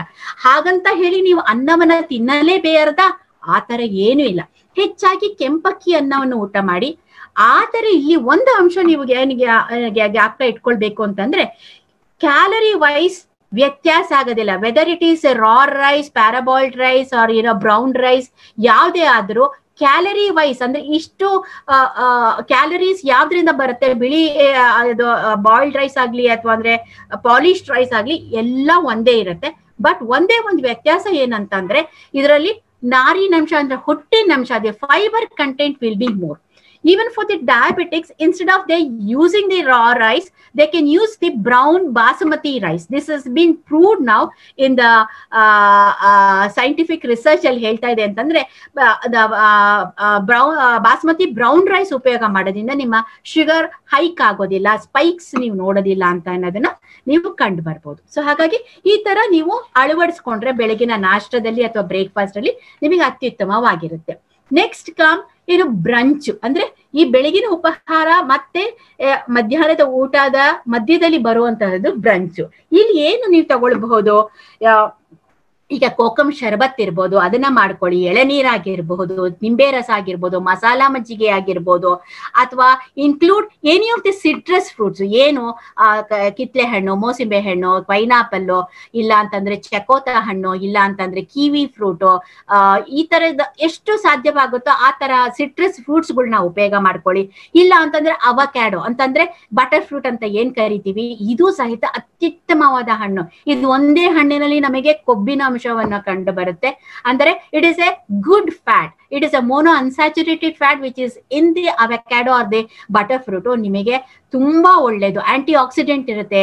ಸೊ ಹಾಗಾಗಿ ತುಂಬಾ ತುಂಬಾ ಒಳ್ಳೇದು. ಇದನ್ನ ಇನ್ಕ್ಲೂಡ್ ಮಾಡ್ಕೊಳ್ಳಿ ಅರ್ಧ ಹಣ್ಣು. ಬಟ್ ಆದರೆ ಅದಕ್ಕೆ ಚೆನ್ನಾಗಿ ಸಕ್ಕರೆ ಹಾಕಿ ಮಸದ್ ಬಿಟ್ಟು ಅದನ್ನ ತಿಂತೀನಿ ದಯವಿಟ್ಟು ಮಾಡಬೇಡಿ. ನೀವು ಹಾಗೆ ತಿನ್ಬೋದು, ಅದೇನು ತುಂಬಾ ಕೆಟ್ಟದಾಗಿರೋದಿಲ್ಲ, ಅದನ್ನ ಹಾಗೆ ತಿನ್ಕೊಳ್ಳಿ. ಅಥವಾ ಅದ್ರ ಬದಲಾಗಿ ಉಪ್ಪು ಹಾಕೊಳ್ಳಿ, ಅದಕ್ಕೆ ನಿಂಬೆ ಹಣ್ಣು ಬಿಟ್ಬಿಟ್ಟು ಕೊತ್ತಂಬರಿ ಸೊಪ್ಪು, ಈರುಳ್ಳಿ ಹೆಚ್ಚು ಹಾಕ್ಬಿಟ್ಟು it will be a very good sauce. That it will be called as a guacamole sauce ಅಂತ ಹೇಳ್ತೇವೆ. ಅದು ಆ ತರ ಮಾಡ್ಕೊಳ್ಳಿ. ಅದನ್ನ ಬೇಕಾದ್ರೆ ಚಪಾತಿಯೊಂದಿಗೆ ನೆಂಚಿ ತಿನ್ಕೋಬಹುದು, ದೋಸೆಯೊಂದಿಗೆ ನೆಂಚಿ ತಿನ್ಬೋದು, ಹಾಗೇ ತಿನ್ಬೋದು. As a salad you can eat it. That will be a very good added. So ಈಗ ಲಂಚ್ ಅಂತಂದ್ರೆ ಏನು, ನೀವು ಚಪಾತಿ ಯಾರು ತಿನ್ನಿ, ರೊಟ್ಟಿ ಯಾರು ತಿನ್ನಿ, ದೋಸೆ ಆದ್ರೂ ತಿನ್ನಿ, ಯಾವ್ದಾದ್ರು ಒಂದು 2 ತರ ಸೀರಿಯಲ್ ನ ಮಿಕ್ಸ್ ಮಾಡ್ಕೊಳ್ಳಿ ಇನ್ಸ್ಟೆಡ್ ಆಫ್ ಸಿಂಗಲ್ ರೈಸ್ ಅಂತ ಅನ್ನೋದು. ಅಥವಾ ಮುದ್ದೆ ತಿಂತೀನಿ, ಖಂಡಿತವಾಗ್ಲೂ ಮುದ್ದೆ ತಿನ್ನಿ, ಆದ್ರೆ ತುಂಬಾ ಹಾರ್ಡ್ ಬಾಲ್ ತರ ಆಗಿರ್ಬಾರ್ದು. ಈಸಿ ಫಾರ್ ಡೈಜೆಸ್ಟ್ ಆಗೋದಿಲ್ಲ. May sometimes lead, even though it has a fibre content, may lead to constipation. So ಹಾಗಾಗಿ ಸ್ವಲ್ಪ ಸಾಫ್ಟ್ ಆಗಿ ಮಾಡ್ಕೊಳ್ಳಿ. ಇಲ್ಲಿ ಒಂದು ಅಂಶ ನಾನು ಮರ್ತುಬಿಟ್ಟೆ ಹೇಳೋದು, ಬೆಳಗಿನ ನಾಷ್ಟಕ್ಕೆ ಮೊದಲಾಗಿ ಎಲ್ಲರಿಗೂ ಒಂದೀಗ ಅಭ್ಯಾಸ ಏನ್ ಮಾಡ್ಕೊಂಡಿದ್ದಾರೆ, ರಾಗಿ ಅಂಬಲಿ ಅಥವಾ ಗಂಜಿಯನ್ನು ಮಾಡಿ ಕುಡಿಯುವಂಥದ್ದು. ಅಥವಾ ಎಲ್ಲಾ ತರ ಕಾಳು ಮತ್ತೆ ಈ ಸೀರಿಯಲ್ಸ್ ನ ಮಿಕ್ಸ್ ಮಾಡ್ಬಿಟ್ಟು ಒಂದು ಹಿಟ್ಟನ್ನ ತಯಾರಿಸಿ ಇಟ್ಕೊಂಡಿರ್ತಾರೆ. ಅದ್ರ ಎದ್ದ ತಕ್ಷಣ ಒಂದು ಗಂಜಿಯನ್ನು ಮಾಡಿ ಅದಕ್ಕೆ ಹಾಲಾರು ಬೆರೆಸ್ತಾರೆ ಅಥವಾ ಮಜ್ಜಿಗೆಯಾರು ಬೆರೆಸ್ತಾರೆ ಅಥವಾ ಮೊಸರಲ್ಲಾರು ಕದ್ರಿ ಅದನ್ನ ಕುಡಿಯೋ ಅಂತ ಅಭ್ಯಾಸ ತುಂಬಾ ಜನದಲ್ಲಿ ನಾವು ನೋಡ್ತಾ ಇದೀವಿ. ಇದು ಡಯಾಬಿಟಿಕ್ಸ್ ನಾಟ್ ಎ ಚಾಯ್ಸ್. ಇದು very high glycaemic index food ಆದ್ರಿಂದ ಇದನ್ನ ಡಯಾಬಿಟಿಕ್ ಆಗಿರೋರು ದಯವಿಟ್ಟು ಕುಡಿಬೇಡಿ. ಅಥವಾ who are positive, who were in the hospital, have discharged and come home, don't make it a habit to eat. Because ಅಲ್ಲಿ steroids ನಿಮಗೆ ಹಾಕಿದ್ರೆ, ಡೆಕ್ಸಾಮೆಥಾಸೋನ್ ಹಾಕಿದ್ರೆ ನಿಮಗೆ, ನೀವು ಶುಗರ್ ಪೇಷಂಟ್ ಅಲ್ಲದೆ ಇದ್ದರೂ ಸಹಿತ ನಿಮ್ಮ ಶುಗರು ಏರಿ ಇರುತ್ತೆ. ಆಗ ಇದು ಒಳ್ಳೆ ಚಾಯ್ಸ್ ಅಲ್ಲ. ದಯವಿಟ್ಟು ಈ ಗಂಜಿನ ಕುಡಿಬೇಡಿ.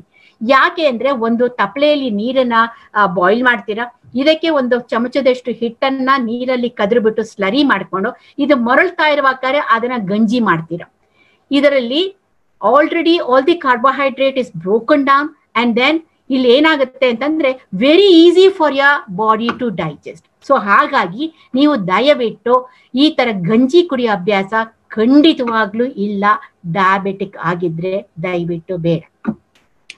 ನೆಕ್ಸ್ಟ್ ಕಮ್ಸ್ ಈಗ ಊಟ, ಮಧ್ಯಾಹ್ನದ ಊಟ. ಇಲ್ಲಿ ಹೆಸರು ಬೇಳೆದು ದಾಲ್ ತರ ಅಂದ್ರೆ ತಿಕ್ಕ ದಾಲ್ ತರ ಮಾಡ್ಕೊಳ್ಳಿ, ಅಥವಾ ಮಿಕ್ಸ್ ಆಫ್ ದ ದಾಲ್ ಅಂದ್ರೆ ಎಲ್ಲಾ ತರ ಒಂದು 5 ತರ ದಾಲ್ನ ಮಿಕ್ಸ್ ಮಾಡಿ ಬೇಯಿಸಿ ಅದನ್ನ ತಿಕ್ಕಾಗಿ ದಾಲ್ ತರ ಮಾಡ್ಕೊಳ್ಳಿ. ಇಲ್ಲ ಕಾಳುಗಳ ಪಲ್ಯ ಉಸ್ಲಿ ತರ ಮಾಡ್ಕೊಳ್ಳಿ, ಇಲ್ಲ ತರಕಾರಿ ಸಾರು, ತರಕಾರಿ ಕೂಟು ಈ ರೀತಿಯಲ್ಲಿ ಮಾಡಿಕೊಂಡು ನೀವು ಅನ್ನದಲ್ಲಾರೋ ತಿನ್ನಿ.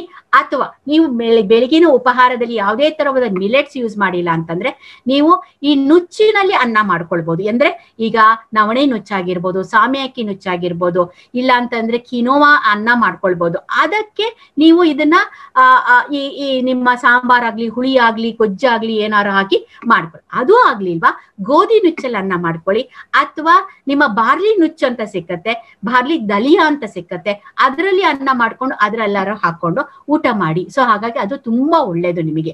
Barley is very good. It is a natural diuretic. ಅದರಲ್ಲಿ ಸಾಲ್ಯುಬಲ್ ಫೈಬರ್ ಅಂತ ಇರೋದ್ರಿಂದ ಇದು ಡಯಾಬಿಟಿಕ್ಸ್ ಅವ್ರಿಗೆ ತುಂಬಾ ಅನುಕೂಲಕರವಾದದ್ದು. Next comes the evening snacks ಅಂತ.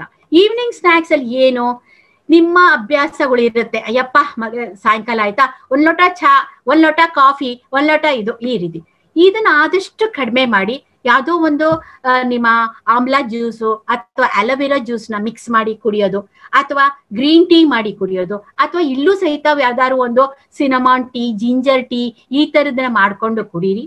ನಂತರ ಇದಕ್ಕೆ ಸ್ನಾಕ್ಸ್ ಏನಾದ್ರು ಬೇಕಾಗುತ್ತೆ, ಕುರುಕುರು ಅಂತ ಅನ್ನೋದು ಏನಾದ್ರು ಬೇಕು. ಆದಷ್ಟು ಎಣ್ಣೆ ಅಂಶ ನಾನು ನಿಮಗೆ ಕಡಿಮೆ ಮಾಡಿಕೆ ಹೇಳಿರೋದ್ರಿಂದ ಆದಷ್ಟು ಈ ಮಖಾನ ಅಂತ ಬರುತ್ತೆ, ಅಂತಂದ್ರೆ ಈ ಕಮಲದ ದಂಟು ಅಂತನ, ಕಮಲದ ಬಿತ್ತ ಅಂತ ಹೇಳ್ತಾರೆ, ಅದನ್ನ ಸಿಕ್ಕತ್ತೆ ಮಖಾನ ಅನ್ನೋದು. It is A very good. ಅದನ್ನ ಈ ವ್ರತಗಳಲ್ಲೆಲ್ಲ ಉಪಯೋಗ ಮಾಡ್ತಾರೆ. ಅದು ತುಂಬಾ ಒಳ್ಳೇದು.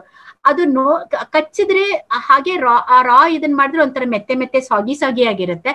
ಅದನ್ನ ಹುರಿದ್ರೆ it will become a very crispy. Along with that you can add soya idna sunflower seeds, pumpkin seeds, melon seeds, karbujad bitta ಇದನ್ನೆಲ್ಲ ಹುರಿದ್ಬಿಟ್ಟು ಸ್ಮಾಲ್ ಕ್ವಾಂಟಿಟಿ ತಗೊಳ್ಳಿ. ಇದನ್ನೆಲ್ಲ ಹುರಿರಿ. ಕಡ್ಲೆಕಾಯಿ ಬೆರೆಸ್ಬೋದು, ಆಲ್ಮಂಡ್ ಬೆರೆಸ್ಬೋದು, ಕ್ಯಾಶು ಬೆರೆಸ್ಬೋದು, ಇಲ್ಲ ಅಂದ್ರೆ ಪಿಸ್ತಾ ಬೆರೆಸ್ಬೋದು.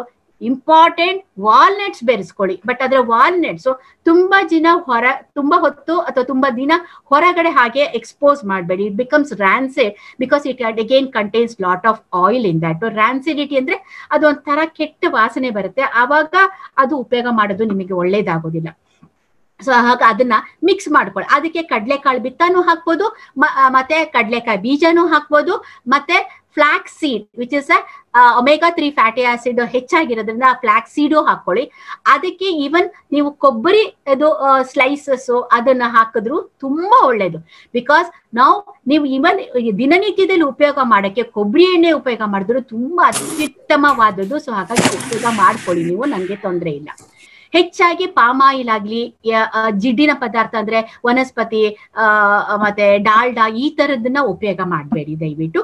ಇದನ್ನು ಒಳ್ಳೇದಲ್ಲಿ ಯಾವುದು ಲಿಕ್ವಿಡ್ ಆಗಿ ರೂಮ್ ಟೆಂಪರೇಚರ್ ಇರೋದಿಲ್ವೋ ಆ ತರ ಎಣ್ಣೆಗಳನ್ನ ದಯವಿಟ್ಟು ಉಪಯೋಗ ಮಾಡಬೇಡಿ. ನಂತರ ಈಗ ಸ್ನಾಕ್ಸ್ ಇನ್ನೇನ್ ತಗೊಳ್ಬೋದು? ಈಗ ನುಚ್ಚಿನ ಉಂಡೆ ಅಂತ ಹೇಳ್ತೀವಿ, ಅಂದ್ರೆ ಬೇಳೆ ಉಂಡೆ ಅಂತ ಹೇಳ್ತೀವಿ, ಅಥವಾ ಸೆಕೆ ಉಂಡೆ ಅಂತ ಹೇಳ್ತಾರೆ. ಇದನ್ನ ಅಂದ್ರೆ ಏನೋ ಈಗ ವಡೆ ಮಾಡಕ್ಕೆ ನೀವು ಹೇಗ್ ಮಾಡ್ತೀರಾ, ಇದನ್ನ ಎಣ್ಣೆಗೆ ಹಾಕೋಕ್ ಬದಲಾಗಿ ಇದನ್ನ ಸ್ಟೀಮ್ ಮಾಡ್ತೀರಾ. That is called as A dal patties ಅಂತ ಕರಿತೀವಿ, ಅಂದ್ರೆ ಬೇಳೆ ಉಂಡೆ ಅಂತ ಕರಿತೀವಿ. ಇದನ್ನ ನೀವು ತುಂಬಾ ಒಳ್ಳೇದು, ಆರೋಗ್ಯಕರ, ಪ್ರೋಟೀನಿಷಿಯಸ್. ಇದನ್ನ ನೀವು ನಿಮ್ಮ ಮಕ್ಕಳಿಗೂ ಕೊಡ್ಬೋದು, ವಯಸ್ಸಾದವ್ರಿಗೂ ಕೊಡ್ಬೋದು. It will be a soft one. Either you serve it with chutneys, ಪುದೀನಾ ಚಟ್ನಿ ಆಗಿರ್ಬೋದು, ಕೊತ್ತಂಬರಿ ಚಟ್ನಿ ಆಗಿರ್ಬೋದು, ಇಲ್ಲ ಅಂತಂದ್ರೆ ನೀವು ಸಾಸ್ ಅಲ್ಲಿ ಸಹಿತ ಅವರಿಗೆ ಕೊಡ್ಬಹುದು. ಮೇನೇಸ್ ಒಂದು ದಯವಿಟ್ಟು ಬೇಡ, ಯಾಕೆಂದ್ರೆ ಅದು ತುಂಬಾ ಫ್ಯಾಟ್ ಇರೋ ಕಂಟೆಂಟ್ ಆದ್ರಿಂದ. ಸೊ ಹಾಗಾಗಿ ಅದು ಬೇಡ. ನೀವು ವೆಜಿಟೇರಿಯನ್ ಮೇನೇಸ್ ಮಾಡ್ತೀನಿ ಅಂದ್ರೂ ಅದರಲ್ಲಿ ಇದಿರುತ್ತೆ, ಫ್ಯಾಟ್ ಇರುತ್ತೆ, ಆಯಿಲ್ ಕಂಟೆಂಟ್ ಇರುತ್ತೆ. ದಯವಿಟ್ಟು ಅದನ್ನ ಅವಾಯ್ಡ್ ಮಾಡ್ಕೊಳ್ಳಿ. ಸೊ ಹಾಗಾಗಿ ಅದು ಇಲ್ಲ ಅಂತಂದ್ರೆ ಈಗ ವೆಜಿಟೇಬಲ್ ಟಿಕ್ಕಾ ಮಾಡೋದು ಅಥವಾ ಅಂದ್ರೆ ಕಟ್ಲೆಟ್ ಮಾಡೋದು ಈ ರೀತಿಯಲ್ಲಿ ಮಾಡಿ, ಯಾಕೆಂದ್ರೆ ಅದು ಶಾಲೋ ಫ್ರೈ ಆಗುತ್ತೆ. With minimum amount of oil ಅಲ್ಲಿ ನೀವು ಮಾಡೋದ್ರಿಂದ ನಿಮಗೆ ತೊಂದರೆ ಇಲ್ಲ, ನೀವು ಅದನ್ನ ಮಾಡ್ಕೋಬಹುದು. ಡೀಪ್ ಫ್ರೈ ಮಾಡುವಂತಹ ತಿಂಡಿಗಳನ್ನ ಆದಷ್ಟು ಕಡಿಮೆ ಮಾಡ್ಕೊಳ್ಳಿ. ಅಥವಾ ಅದೇ ದಿವಸ ನಿಮ್ಮನೇಲಿ ಉಸುಳ್ ಅಂತ ಹೇಳ್ತೀವಿ ಅಥವಾ ಉಸುಳಿ ಅಂತ ಹೇಳ್ತೀವಿ ಅಥವಾ ಸುಂಡಲ್ ಅಂತ ಹೇಳ್ತೀರಾ, ಕಡ್ಲೆಕಾಳದ ಸುಂಡಲ್ ಆಗಿರ್ಬೋದು, ಅಥವಾ ಅಂದ್ರೆ ಹೆಸರು ಕಾಳು ಉಸುಳಿ ಆಗಿರ್ಬೋದು, ಇಲ್ಲಾಂದ್ರೆ ಯಾವುದೇ ಕಾಳು ಪಲ್ಯ ಅಂತ ಮಾಡಿದ್ರೆ ಅದನ್ನೇ ಒಂದು ಸಣ್ಣ ಕಟೋರಿಯಲ್ಲಿ ಹಾಕೊಂಡು ಅದನ್ನೇ ತಿಂದು ನೀವು ಈವ್ನಿಂಗ್ ಸ್ನಾಕ್ ಅಂತ ಮುಗಿಸ್ಕೊಳ್ಬಹುದು. ಅಥವಾ ಮನೆಯಲ್ಲೇ ಮಾಡಿದಂತಹ popcorn, but not that active ಅಂತ ಬರುತ್ತಲ್ಲ ಅದಲ್ಲ. ಅದರಲ್ಲಿ ಪಾಮ್ ಆಯಿಲ್ ಹಾಕಿರ್ತಾರೆ, ನಂತರ ಎಷ್ಟೋ ದಿವಸ ಪ್ಯಾಕ್ ಆಗಿ ಇದ್ದಿದ್ರಿಂದ ಅದು ದಯವಿಟ್ಟು ಒಳ್ಳೇದಲ್ಲ. ಆದಷ್ಟು ನೀವು ಮನೆಯಲ್ಲಿ ಮಾಡಿದಂತಹ ಪಾಪ್ಕಾರ್ನ್ ಅನ್ನ ಉಪಯೋಗ ಮಾಡಿ. ಅಥವಾ ಚುರುಮುರಿ ಮಾಡಿ ತಿನ್ನಿ, ಅದು ಎಲ್ಲ ಹಸಿ ಇದು ಪದಾರ್ಥಗಳು ಇದ್ದಿದ್ರಿಂದ ಅದರಲ್ಲಿ ನಮ್ಗೆ ಯಾವ್ದೋ ಇದಿಲ್ಲ. ಅದ್ರಲ್ಲಿ ಎಣ್ಣೆ ಹಾಕೋದ್ ನೀವೇ ಹಾಕ್ತೀರಾ, ಎಷ್ಟು ಹಾಕ್ತೀರಾ ಅಂತ ನಿಮಗೆ ಗೊತ್ತೇ ಇರುತ್ತೆ, ಎಷ್ಟು ಜನ ಅದನ್ನ ತಿಂತಾರೆ ಅಂತ ಗೊತ್ತಿರುತ್ತೆ. ಅದ್ರ ಅನುಗುಣವಾಗಿ ನೀವು ಹಾಕೊಂಡು ಅದನ್ನ ಉಪಯೋಗ ಮಾಡ್ತೀರಾ, ಅದು ನಮಗೇನು ಚಿಂತೆ ಇಲ್ಲ. ಸೊ ಅದನ್ನ ಉಪಯೋಗ ಮಾಡ್ಕೊಳ್ಳಿ. ಸೊ ನಂತರ ಈಗ ಬರೋದು ಡಿನ್ನರ್, ಅಂದ್ರೆ ರಾತ್ರಿಯ ಊಟ. ಆದಷ್ಟು ಲೈಟ್ ಆಗಿ ಇಟ್ಕೊಳ್ಳಿ. ನಾನ್ ಹೇಳೋದೇನು ಅಂತಂದ್ರೆ ಸೂಪು. ನಿಮ್ಗೆ ಅನ್ನಿಸ್ಬೋದು, ಅಯ್ಯೋ ಸೂಪ್ ಕುಡಿದ್ರೆ ನಂಗೆ ಮಧ್ಯರಾತ್ರಿ ಹಶು ಆಗ್ಬೋದು.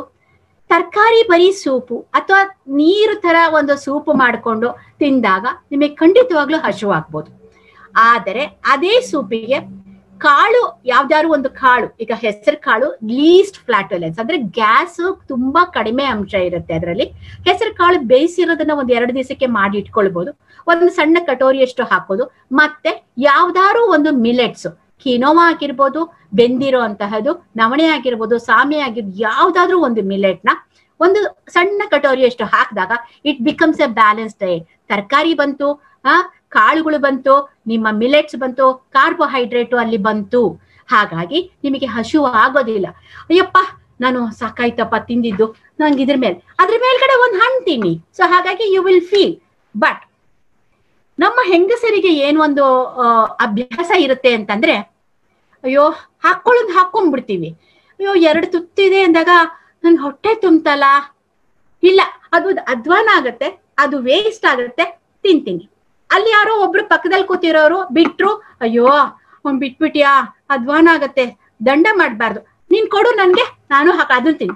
ಅದಾಯ್ತಾ, ತಪ್ಲೆ ಒಂದಿಷ್ಟು ಉಳ್ಕೊಂಡ್ಬಿಟ್ಟಿದೆ, ಇಷ್ಟನ್ನ ನಾಳೆ ಬೆಳಗ್ಗೆ ಎತ್ತಿಡಕ್ಕಾಗಲ್ಲ, ಸೊ ಅದು ಹಾಕೊಂಡು ತಿನ್ಬಿಡು. ಇದು ಯಾವತ್ತೂ ಮಾಡಬೇಡಿ. This is where you gain weight. ನಿಮಗೆ 2 ತುತ್ತು ಮುಂಚೆಗೆ ನಿಮಗೆ ಸಾಕು ಅನ್ಸಿದ್ರೆ ಸ್ಟಾಪ್ ಮಾಡ್ಬಿಡಿ. ನಾಳೆ ದಿವಸ ಏನ್ ಮಾಡ್ತೀರಾ, ಇಲ್ಲಪ್ಪ ನನ್ ಕೈಲಿ ನಿನ್ನೆ ತಿನ್ಲಿಕ್ಕೆ ಆಗ್ಲಿಲ್ಲ, 2 ತುತ್ತು ಕಡಿಮೆ ಮಾಡಿ. Go for A second serving, not it 1 single serving. Don't serve your self too much. ಇದು ತುಂಬಾ ಇಂಪಾರ್ಟೆಂಟ್. ಮತ್ತೆ ನಿಧಾನವಾಗಿ ತಿನ್ನಿ. ಎಷ್ಟು ನೀವು ಅಗದು ಒಂದು 20 ನಿಮಿಷ ನಿಮ್ಮ ಮೀಲ್ ಟೈಮ್ ತಗೊಳ್ತೀರಾ, ನಿಮ್ಮ ಬ್ರೈನ್ ಅಲ್ಲಿ ನಿಮಗೆ ಇದು ಬರುತ್ತೆ, ಏನೋ ಸಿಗ್ನಲ್ ಬರುತ್ತೆ, you are full, now you can stop. ಅದನ್ನ ಸೆಶೈಟಿ ಅಂತ ಕರಿತೀವಿ. ಇದು ಸಿಗ್ನಲ್ ಬರೋದಕ್ಕೆ ಮಿನಿಮಮ್ 20 ನಿಮಿಷವಾಗುತ್ತೆ. ಹಾಗಾಗಿ ನೀವೇನ್ ಮಾಡ್ಬೇಕು, ಅಗದು ನಿಧಾನವಾಗಿ. ಈಗ ಯಾರೋ ಒಬ್ರು ಕೆಲ್ಸಕ್ಕೆ ಹೊರಡಿರ್ತಾರೆ, ಇನ್ಯಾವುದೋ ಒಂದು ಮೀಟಿಂಗ್ ಅಟೆಂಡ್ ಮಾಡ್ಬೇಕು, ಏನ್ ಮಾಡ್ತಾರೆ, ಗಬ ಗಬ ಗಬ ನಿಂತ್ಕೊಂಡು ತಿಂತಾರೆ. ಆವಾಗ your body doesn't give you a signal.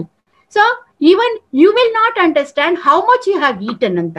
ಏನೋ ಹಾಕಿದ್ರು, ಯಾರೋ ಹಾಕೊಟ್ರು, ಬಡಿಸ್ಕೊಟ್ರು, ಎಲ್ಲ ತಿನ್ಬಿಟ್ಟಿರ್ತೀರ. ಸೊ ಹಾಗಾಗಿ ಅದನ್ನ ಮಾಡಬೇಡಿ.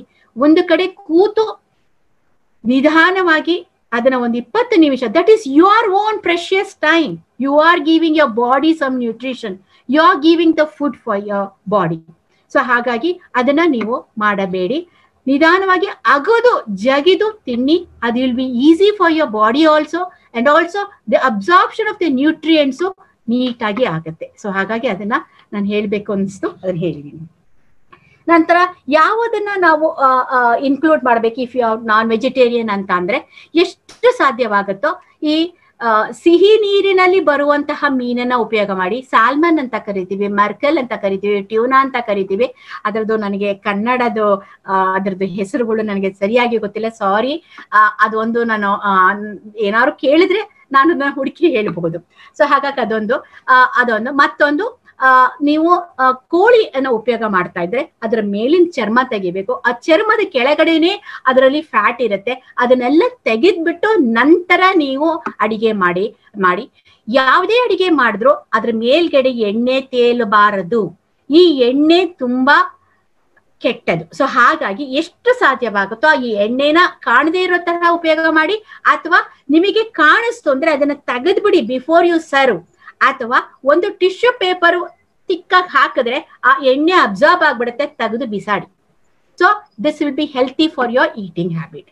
ಸೊ ಇದನ್ನ ಮಾಡಬಹುದು. ಮತ್ತೆ ನೆಕ್ಸ್ಟ್ ಇಮ್ಯುನಿಟಿ ಫುಡ್ಸ್ ಅಂತಂದ್ರೆ ಏನು, ಈಗ ನಾನು ಹೇಳಿದ್ದೀನಿ ಆಗ್ಲೇನೆ, ಸಿಟ್ರಸ್ ಫ್ರೂಟ್ಸ್ಗಳು ಅದನ್ನ ಉಪಯೋಗ ಮಾಡ್ಕೊಳ್ಳೋದು. ಆಮೇಲಿಂದ ವೈಟಮಿನ್ ಡಿಗಾಗಿ ಅಟ್ಲೀಸ್ಟ್ ಬೆಳಗಿನ ಉರಿ ಬಿಸಿಲಲ್ಲಿ ಹೋಗಬೇಡಿ, ಎಳೆ ಬಿಸಿಲಿನಲ್ಲಿ ಒಂದು ಅರ್ಧ ಗಂಟೆ ಅಲ್ಲಿ ಏನೋ ಒಂದು ಕೆಲಸ, ನಿಮ್ಮ ಗಾರ್ಡನ್ ಅಲ್ಲಿ ಕೆಲಸ ಮಾಡೋದಾಗಿರ್ಬೋದು, ಅಥವಾ ಅಂದ್ರೆ ಏನೋ ಒಂದು ಅಲ್ಲಿ ಒಂದು ಸ್ವಲ್ಪ ಹೊತ್ತು ಪೇಪರ್ ಓದೋದಾಗ್ಲಿ, ಬುಕ್ ಓದೋದಾಗ್ಲಿ, ಏನೋ ಒಂದು ಮಾಡ್ತಾ ಇದ್ರೆ ನೀವು will be expose to that natural sunlight. ಆಮೇಲಿಂದ ಈ ನುಗ್ಗೆ ಸೊಪ್ಪು ಆಗ್ಲಿ, ದಂಟು ಸೊಪ್ಪು, ಪಾಲಕ್ಕು, ಮೆಂತೆ ಹೆಚ್ಚಾಗಿ ಬಳಸಿ. ಈ ನುಗ್ಗೆ ಸೊಪ್ಪಲ್ಲಿ ಯಾಕೆ ನಾನು ತುಂಬಾ ಸ್ಟ್ರೆಸ್ ಮಾಡಿ ಹೇಳ್ತೀನಿ ಅಂತಂದ್ರೆ, ಒಂದು ಕಿತ್ತಳೆ ಹಣ್ಣಲ್ಲಿ ಸಿಕ್ಕುವಂತಹ ವೈಟಮಿನ್ ಸಿ ಇದರಲ್ಲಿ 16 ಪಟ್ಟು ಹೆಚ್ಚಾಗಿ ಸಿಕ್ಕತ್ತೆ. ಹಾಗಾಗಿ ಆದ್ರೆ ಒಬ್ಬೊಬ್ರು ಏನ್ ಹೇಳ್ತಾರೆ ಅಂತಂದ್ರೆ, ನುಗ್ಗೆ ಸೊಪ್ಪು ತಿಂದ್ರೆ ತುಂಬಾ ಹೀಟು ಮೇಡಮ್, ನಂಗೆ ಆಗದೇ ಇಲ್ಲ, ತುಂಬಾ ಕಷ್ಟ. ನುಗ್ಗೆ ಸೊಪ್ಪನ್ನ ನೀವು ಪಲ್ಯದಲ್ಲಿ ಹಾಕಿ ತಿನ್ನಿ ಅಂತ ಹೇಳಲ್ಲ, ಬೇಳೆಯೊಳಗೆ ಹಾಕಿ ತಿನ್ನಿ ಅಂತ ಹೇಳ್ತೀನಿ. ಇಲ್ಲ ಅದನ್ನ ಚಪಾತಿ ಒಳಗೆ ಹಾಕಿ ತಿನ್ನಿ ಅಂತ ಹೇಳ್ತೀವಿ. ಅದನ್ನ ಈ ತೊಗರಿ ಬೇಳೆಯಲ್ಲಿ ಹಾಕೋಕ್ ಬದಲಾಗಿ ಹೆಸರು ಬೇಳೆಯಲ್ಲಿ ಹಾಕಿ, ಆ ಉಷ್ಣಾಂಶವನ್ನ ಹೊಡೆಯುತ್ತೆ. ಈಗ ಚಪಾತಿಯಲ್ಲಿ ಹಾಕಿದ್ರಿ ಅಂದ್ರೆ ಹೆಸರು ಬೇಳೆ ದಾಲ್ ಮಾಡಿತೀನಿ. ಸೊ ಹಾಗಾಗಿ ಆ ಉಷ್ಣಾಂಶ ಅಲ್ಲಿ ಹೊಡೆದಿರುತ್ತೆ, ಮತ್ತೆ ನಿಮಗೆ ಅದು ಹೀಟ್ ಅಂತ ಏನ್ ಹೇಳ್ತೀರಾ ಅದು ನಿಮಗೆ ಏನು ಕಾಣಿಸೋದಿಲ್ಲ. ಹಾಗಾಗಿ ನಂತರ ತರಕಾರಿಯಲ್ಲಿ ನುಗ್ಗೆಕಾಯಿ ತಿನ್ನಿ, ಕ್ಯಾಪ್ಸಿಕಮ್ ತಿನ್ನಿ. ಈ ಕ್ಯಾಪ್ಸಿಕಮ್ ಅಂತಂದ್ರೆ ಈಗ ದೊಣ್ಣೆ ಮೆಣಸಿನಕಾಯಿ ಅಥವಾ ದಪ್ಪ ಮೆಣಸಿನಕಾಯಿ ಅಂತ ಏನ್ ಹೇಳ್ತೀವ, ಇದರಲ್ಲಿ ಜಿಂಕ್ ಅಂಶ ಹೆಚ್ಚಾಗಿರುತ್ತೆ. ಈ ಎಣ್ಣೆ ಕಾಳುಗಳಲ್ಲಿ ಜಿಂಕ್ ಅಂಶ ಚೆನ್ನಾಗಿರುತ್ತೆ. ಸೊ ಹಾಗಾಗಿ ಮಶ್ರೂಮ್ ಅಲ್ಲಿ ಜಿಂಕ್ ಇರುತ್ತೆ. ಮತ್ತೆ ಬ್ರಾಕೊಲಿ ಅಂದ್ರೆ ಹಸಿರು ಕಾಲಿಫ್ಲವರ್ ಅಲ್ಲಿ ಒಳ್ಳೇದು. ಮೊಳಕೆ ಕಾಳುಗಳು, ಹಸಿ ಕಾಳುಗಳು, ಅಥವಾ ಪನ್ನೀರು, ಮಶ್ರೂಮ್, ಟೋಫು ಅಂದ್ರೆ ಇದು ಹೇಳ್ದೆ ಆಗ್ಲೇನೆ, ಸೋಯಾ ಹಾಲಿನಿಂದ ಮಾಡಿದಂತಹ ಪನ್ನೀರ್ಗೆ ಟೋಫು ಅಂತ ಹೇಳ್ತಾರೆ. ಬೇಳೆಕಾಳುಗಳು ಹೆಚ್ಚಾಗಿ ಬೆಳೆಸಿ, ಅದ್ರಲ್ಲಿ ಏನೋ ತೊಂದರೆ ಏನು ಹಾಕೋದಿಲ್ಲ. Kiwi fruit, tomato, papaya. ಈ ಪಪ್ಪಾಯದಲ್ಲಿ ಪೆಪೇನ್ ಅಂತ ಒಂದು ಅಂಶ ಇರೋದ್ರಿಂದ ಆ papain it fights against infection. So ಹಾಗಾಗಿ ಪಪ್ಪಾಯನ ಹೆಚ್ಚಾಗಿ ತಿನ್ನಿ. ಆದ್ರೆ ಈಗ ಆ ಪಪ್ಪಾಯಗೂ ಒಂದು ಹೆಚ್ಚು ಬೆಲೆ ಆಗ್ಬಿಟ್ಟಿದೆ. ನಿಂಬೆ ಹಣ್ಣಂತೂ ತುಂಬಾ ಸಿಗೋದೇ ಇಲ್ಲ, ಅದಕ್ಕೂ ಹೆಚ್ಚು ಮಾಡ್ಬಿಟ್ಟಿದ್ದಾರೆ. ಸೊ ಆದ್ರೂ ನಿಮ್ಮ ಡ್ರೈ ಫ್ರೂಟ್ಸ್ ನ ಹೆಚ್ಚಾಗಿ ಒಂದು ದಿವಸದಲ್ಲಿ ಅಳವಡಿಸ್ಕೊಳ್ಳಿ. ಅದನ್ನ ದ್ರಾಕ್ಷಿ, ಒಣ ದ್ರಾಕ್ಷಿ ಆಗಿರ್ಬೋದು, ಹೆಚ್ಚಾಗಿ ಕಪ್ಪು ಕಲರ್ ಇಂದ ದ್ರಾಕ್ಷಿ, ಅದನ್ನ ನಾವು ಬ್ಲಾಕ್ ಕರೆಂಟ್ ಅಂತ ಕರಿತೀವಿ, ಅದನ್ನ ಉಪಯೋಗ ಮಾಡ್ಕೊಳ್ಳಿ. ಬಾದಾಮಿ ನೆನೆಸಿದ್ದು, ಸಿಪ್ಪೆ ತೆಗೆದಿದ್ದು ತಿನ್ನೋಕೆ ಅಭ್ಯಾಸ ಮಾಡಿ. ಗೋಡಂಬಿ ಆಗಿರ್ಬೋದು, ಪಿಸ್ತಾ ಆಗಿರ್ಬೋದು, ವಾಲ್ನಟ್ಸ್ ತುಂಬಾ ಒಳ್ಳೇದು, ವಾಲ್ನಟ್ಸ್ ಉಪಯೋಗ ಮಾಡ್ಕೊಳ್ಳಿ. ಬಟ್ ನೀವು ಡಯಾಬಿಟಿಕ್ ಆಗಿದ್ರೆ ದಯವಿಟ್ಟು ಬಾದಾಮಿ, ಪಿಸ್ತಾ, ಕ್ಯಾಶು ಆಗ್ಲಿ, ವಾಲ್ನಟ್ಸ್ ಆಗ್ಲಿ ಉಪಯೋಗ ಮಾಡ್ಕೊಳ್ಳಿ. ಅಥವಾ ಅಂದ್ರೆ ಆಯಿಲ್ ಸೀಡ್ಸ್ ಯಾವ್ದು ಅದು ಹೇಳಿದೀನ, ಸನ್ಫ್ಲವರ್ ಸೀಡ್ಸ್ ಆಗ್ಲಿ, ಪಂಪ್ಕಿನ್ ಸೀಡ್ಸ್ ಆಗ್ಲಿ, ಮೆಲಾನ್ ಸೀಡ್ಸ್ ಆಗ್ಲಿ, ಇದನ್ನೆಲ್ಲ ಉಪಯೋಗ ಮಾಡ್ಕೊಳ್ಳಿ. ಆದ್ರೆ ಅದಕ್ಕೆ ಖರ್ಜೂರ ಆಗ್ಲಿ, ದ್ರಾಕ್ಷಿ ಆಗ್ಲಿ, ಅಂಜೂರ ಆಗ್ಲಿ, ಅದನ್ನ ಸ್ವಲ್ಪ ಕಡಿಮೆ, ಅಂದ್ರೆ ಯಾವ್ದಾದ್ರು ಒಂದು ನೀವು ಅದನ್ನ ಇನ್ಕ್ಲೂಡ್ ಮಾಡ್ಕೋಬಹುದು. Because this are all again high in sugar. ಆದ್ರಿಂದ ಡಯಾಬಿಟಿಕ್ ಅವರಿಗೆ ಸಕ್ಕರೆ ಹೆಚ್ಚಿಸುವಂತಹ ಸಾಧ್ಯತೆ ಇರುತ್ತೆ. ದಯವಿಟ್ಟು ಅದನ್ನ ಮಿತಿಯಲ್ಲಿ ತೆಗೆದುಕೊಳ್ಳಿ. I think I have covered most of it. ಈಗ ಇನ್ನೊಂದು ಈಗ ಎಲ್ಲರಿಗೂ ಏನೋ ಬೇಸಿಗೆ ಕಾಲ ತುಂಬಾ ಜ್ಯೂಸ್ಗಳು, ಸ್ಮೂತಿ ಮಾಡೋದು, ಮಿಲ್ಕ್ ಶೇಕ್ಗಳು ಈ ತರದ್ದೆಲ್ಲ ಮಾಡ್ತಾ ಇರ್ತೀರಾ. ಯಾವುದೇ ತರಕ್ಕೆ ಆಗ್ಲೇ ಹೇಳಿದೀನಿ, ಸಕ್ಕರೆಯನ್ನು ಬೆರೆಸಬೇಡಿ. ನೀವು ಹಾಲೇ ಹಾಕ್ಬೇಕು ಅಂತೆಲ್ಲ ಸ್ಮೂತಿ ಹಾಕ್ಬೇಕಾದ್ರೆ ಮಜ್ಜಿಗೆ ಹಾಕ್ಬೋದು, ಥಿಕ್ ಕರ್ಡ್ಸ್ ಹಾಕ್ಬೋದು, ಇಲ್ಲ ಅಂತಂದ್ರೆ ಎಳನೀರ್ ಅದ್ರೊಳಗಡೆ ಬೆರೆಸ್ಕೊಳ್ಬಹುದು, ಇಲ್ಲ ಅಂದ್ರೆ ಪೈನಾಪಲ್ ಜ್ಯೂಸ್ ಜೊತೆಲಿ ಮಾವಿನ ಹಣ್ಣ ಬೆರೆಸ್ಕೊಂಡು ಅದನ್ನ ತಿನ್ಬೋದು, ಏನೂ ತೊಂದರೆ ಆಗೋದಿಲ್ಲ. ಈ ರೀತಿ ಮಾಡ್ಕೊಳ್ಳಿ. ಮತ್ತೆ ಈಗ ಸಾಯಂಕಾಲದ ಹೊತ್ತು ನಿಮ್ಮಲ್ಲಿ ಏನಾದ್ರು ಏನಿದ್ರೆ ಕಾಳು ತಿನ್ನಿ ಅಂದ್ರೆ ಅದ್ರ ಬದಲಾಗಿ ಬೇಕಾದ್ರೆ ಕಡ್ಲೆಕಾಯಿ ಬೀಜನ ಬೇಯಿಸ್ಬಿಟ್ಟು ಅದನ್ನೇ ಒಂದು ಚಾಟ್ ರೀತಿಯಲ್ಲಿ ಮಾಡ್ಕೊಂಡು ತಿನ್ಬೋದು. ಇಲ್ಲವಾ ಬೇಯಿಸಿರೋ ಕಾಳೆ ಇತ್ತು ಅಂದ್ರೆ ಅದನ್ನು ಸಹಿತ ಚಾಟ್ ರೀತಿಯಲ್ಲಿ ಮಾಡ್ಕೊಂಡು ಅದನ್ನ ನೀವು ಉಪಯೋಗ ಮಾಡ್ಬೋದು, ತೊಂದರೆ ಇಲ್ಲ. That also again it is A protein supplement ಅಂತ ತಿಳ್ಕೊಳ್ಬೇಕು. ಸೊ ಹಾಗಾಗಿ ಇದಿಷ್ಟು ಈಗ ಹೇಳ್ಬೇಕಾಗಿದ್ದನ್ನ ಮುಗಿಸಿದ್ದೀನಿ. ಈಗ ದಯವಿಟ್ಟು ಶೇರ್ ಮಾಡಿ ಆ ಸ್ಲೈಡ್ಸು, ನಾನು ಅದರಲ್ಲಿ ಸ್ವಲ್ಪ ಈಗ ಅದನ್ನ ನೋಡೋಣ.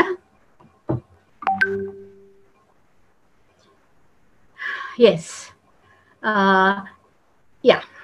ಈಗ guideline to stay physically fit and mentally healthy against COVID-19. ಯಾರೋ ಒಬ್ರು ಪ್ರಶ್ನೆಯನ್ನ ಕೇಳಿದ್ರು, ಈ ಸಂದರ್ಭದಲ್ಲಿ how to cope up mental health issues during this pandemic ಅಂತ ಕೇಳಿದ್ದಾರೆ. ಅತಿ ಉತ್ತಮವಾದ ಪ್ರಶ್ನೆ ಇದು. ಇದಕ್ಕೆ ಒಂದೇ ಒಂದು ನಾನು ಹೇಳೋದು, ಗಾಬರಿ ಅನ್ನೋದನ್ನ ಬಿಟ್ಟು ಬಿಡಿ. ಮೆಡಿಟೇಷನ್ ಎಷ್ಟು ಸಾಧ್ಯವಾಗುತ್ತೋ ಕಾಮಾಗಿ ಇಟ್ಕೊಳ್ಳೋಕೆ ನಿಮ್ಮ ಮನಸ್ಸು ಇದು ಒಂದು ಹೆಲ್ಪ್ ಮಾಡುತ್ತೆ. ಮತ್ತೆ ಒಂದು ಸಿಹಿ ಸುದ್ದಿ ಹೇಳ್ತೇನೆ, ಏನು ಅಂತಂದ್ರೆ ಡಾರ್ಕ್ ಚಾಕ್ಲೇಟ್ 70% ಕೋಕೋ ಇರುವಂತಹ ಚಾಕ್ಲೇಟ್ ತಿಂದಾಗ it enhances your mood and decreases your depression ಅಂತ ರಿಸರ್ಚ್ ಇಂದ ತಿಳಿದು ಬಂದಿದೆ. ನೀವು ಅದನ್ನ ಕಟ್ಟಕಪ್ಪ ನಾನು ಚಾಕ್ಲೇಟ್ ತಿನ್ಬೋದಾ? Yes, should be a dark chocolate, and usually it will be called as a bitter chocolate ಅಂತ ಇರುತ್ತೆ. 1 ಅಥವಾ 2 ಕ್ಯೂಬ್ ನಷ್ಟು ತಿಂದ್ರೆ this also enhances your mood and lifts ಈ ತರ ನಿಮ್ಮ ಏನೇ ಒಂಥರ ಮೆಂಟಲ್ ಹೆಲ್ತ್, ಅಯ್ಯೋ ನನಗೇನೋ ಡಿಫ್ರೆಂಟ್ ಆಗಿ ತಿನ್ನಕ್ ಸಿಕ್ತೋ ಅಂತ ಅನ್ನೋದು ಒಂದು ಖುಷಿನೇ ಆಗ್ತದೆ. Next slide please. Yes, during the COVID-19 days food should possess, ಇದನ್ನೆಲ್ಲ ನಾನು ಹೇಳಿದ್ದೇನೆ, ಆದ್ರೂ ಒಂದು ಸತಿ ಯಾರಿಗೆ ಕನ್ನಡ ಅರ್ಥ ಆಗೋದಿಲ್ಲವೋ ಅವರಿಗೆ ಅಂತ ನಾನು ಇದನ್ನ ಹಾಕ್ತಾ ಇದ್ದೇನೆ. Food should possess nourishing property and easy to digest in nature. ನಾನು ಇದನ್ನ ಹೇಳಿದೀನಿ, ಪೌಷ್ಟಿಕಾಂಶ ಇರಬೇಕು ಮತ್ತೆ ಈಸಿ ಫಾರ್ ಡೈಜೆಷನ್, ಅಂದ್ರೆ ನಮಗೆ ಜೀರ್ಣವಾಗೋದು ಸುಲಭವಾಗಿರುವಂತಹ ಆಹಾರವನ್ನು ತಿನ್ಬೇಕು ಅಂತ. Heavy food consumption leads to indigestion, undigested food becomes burden to the metabolism requiring high oxygen demand to digest. So ಹಾಗಾಗಿ ಇಲ್ಲಿ ಇದನ್ನ ಪಾಯಿಂಟ್ ನ ನೀವು ತಲೆಯಲ್ಲಿ ಇಟ್ಕೊಳ್ಬೇಕು. ನಾನು ಎಷ್ಟು ಸಾಧ್ಯವಾಗುತ್ತೆ ಲೈಟ್ ಆಹಾರಗಳು, ಫರ್ಮೆಂಟೆಡ್ ಫುಡ್ಸ್, ಇಡ್ಲಿ ಈ ತರದ್ದು ಅಥವಾ ಧೋಕ್ಲಾ, ಇದನ್ನೆಲ್ಲ ನಾವು ಫರ್ಮೆಂಟ್ ಮಾಡಿ ಉಪಯೋಗ ಮಾಡೋದ್ರಿಂದ ಈ ತರ ಆಹಾರ ಪದಾರ್ಥಗಳನ್ನ ಎಷ್ಟು ಲೈಟ್ ಫುಡ್ಸ್ ನ ಉಪಯೋಗ ಮಾಡ್ತೀರೋ ಅದು ನಿಮಗೆ ಒಳಿತಾದ್ದು. ಕನ್ಸ್ಯೂಮ್ ಲೈಟ್ ಫುಡ್ ಫೀಡ್ಸ್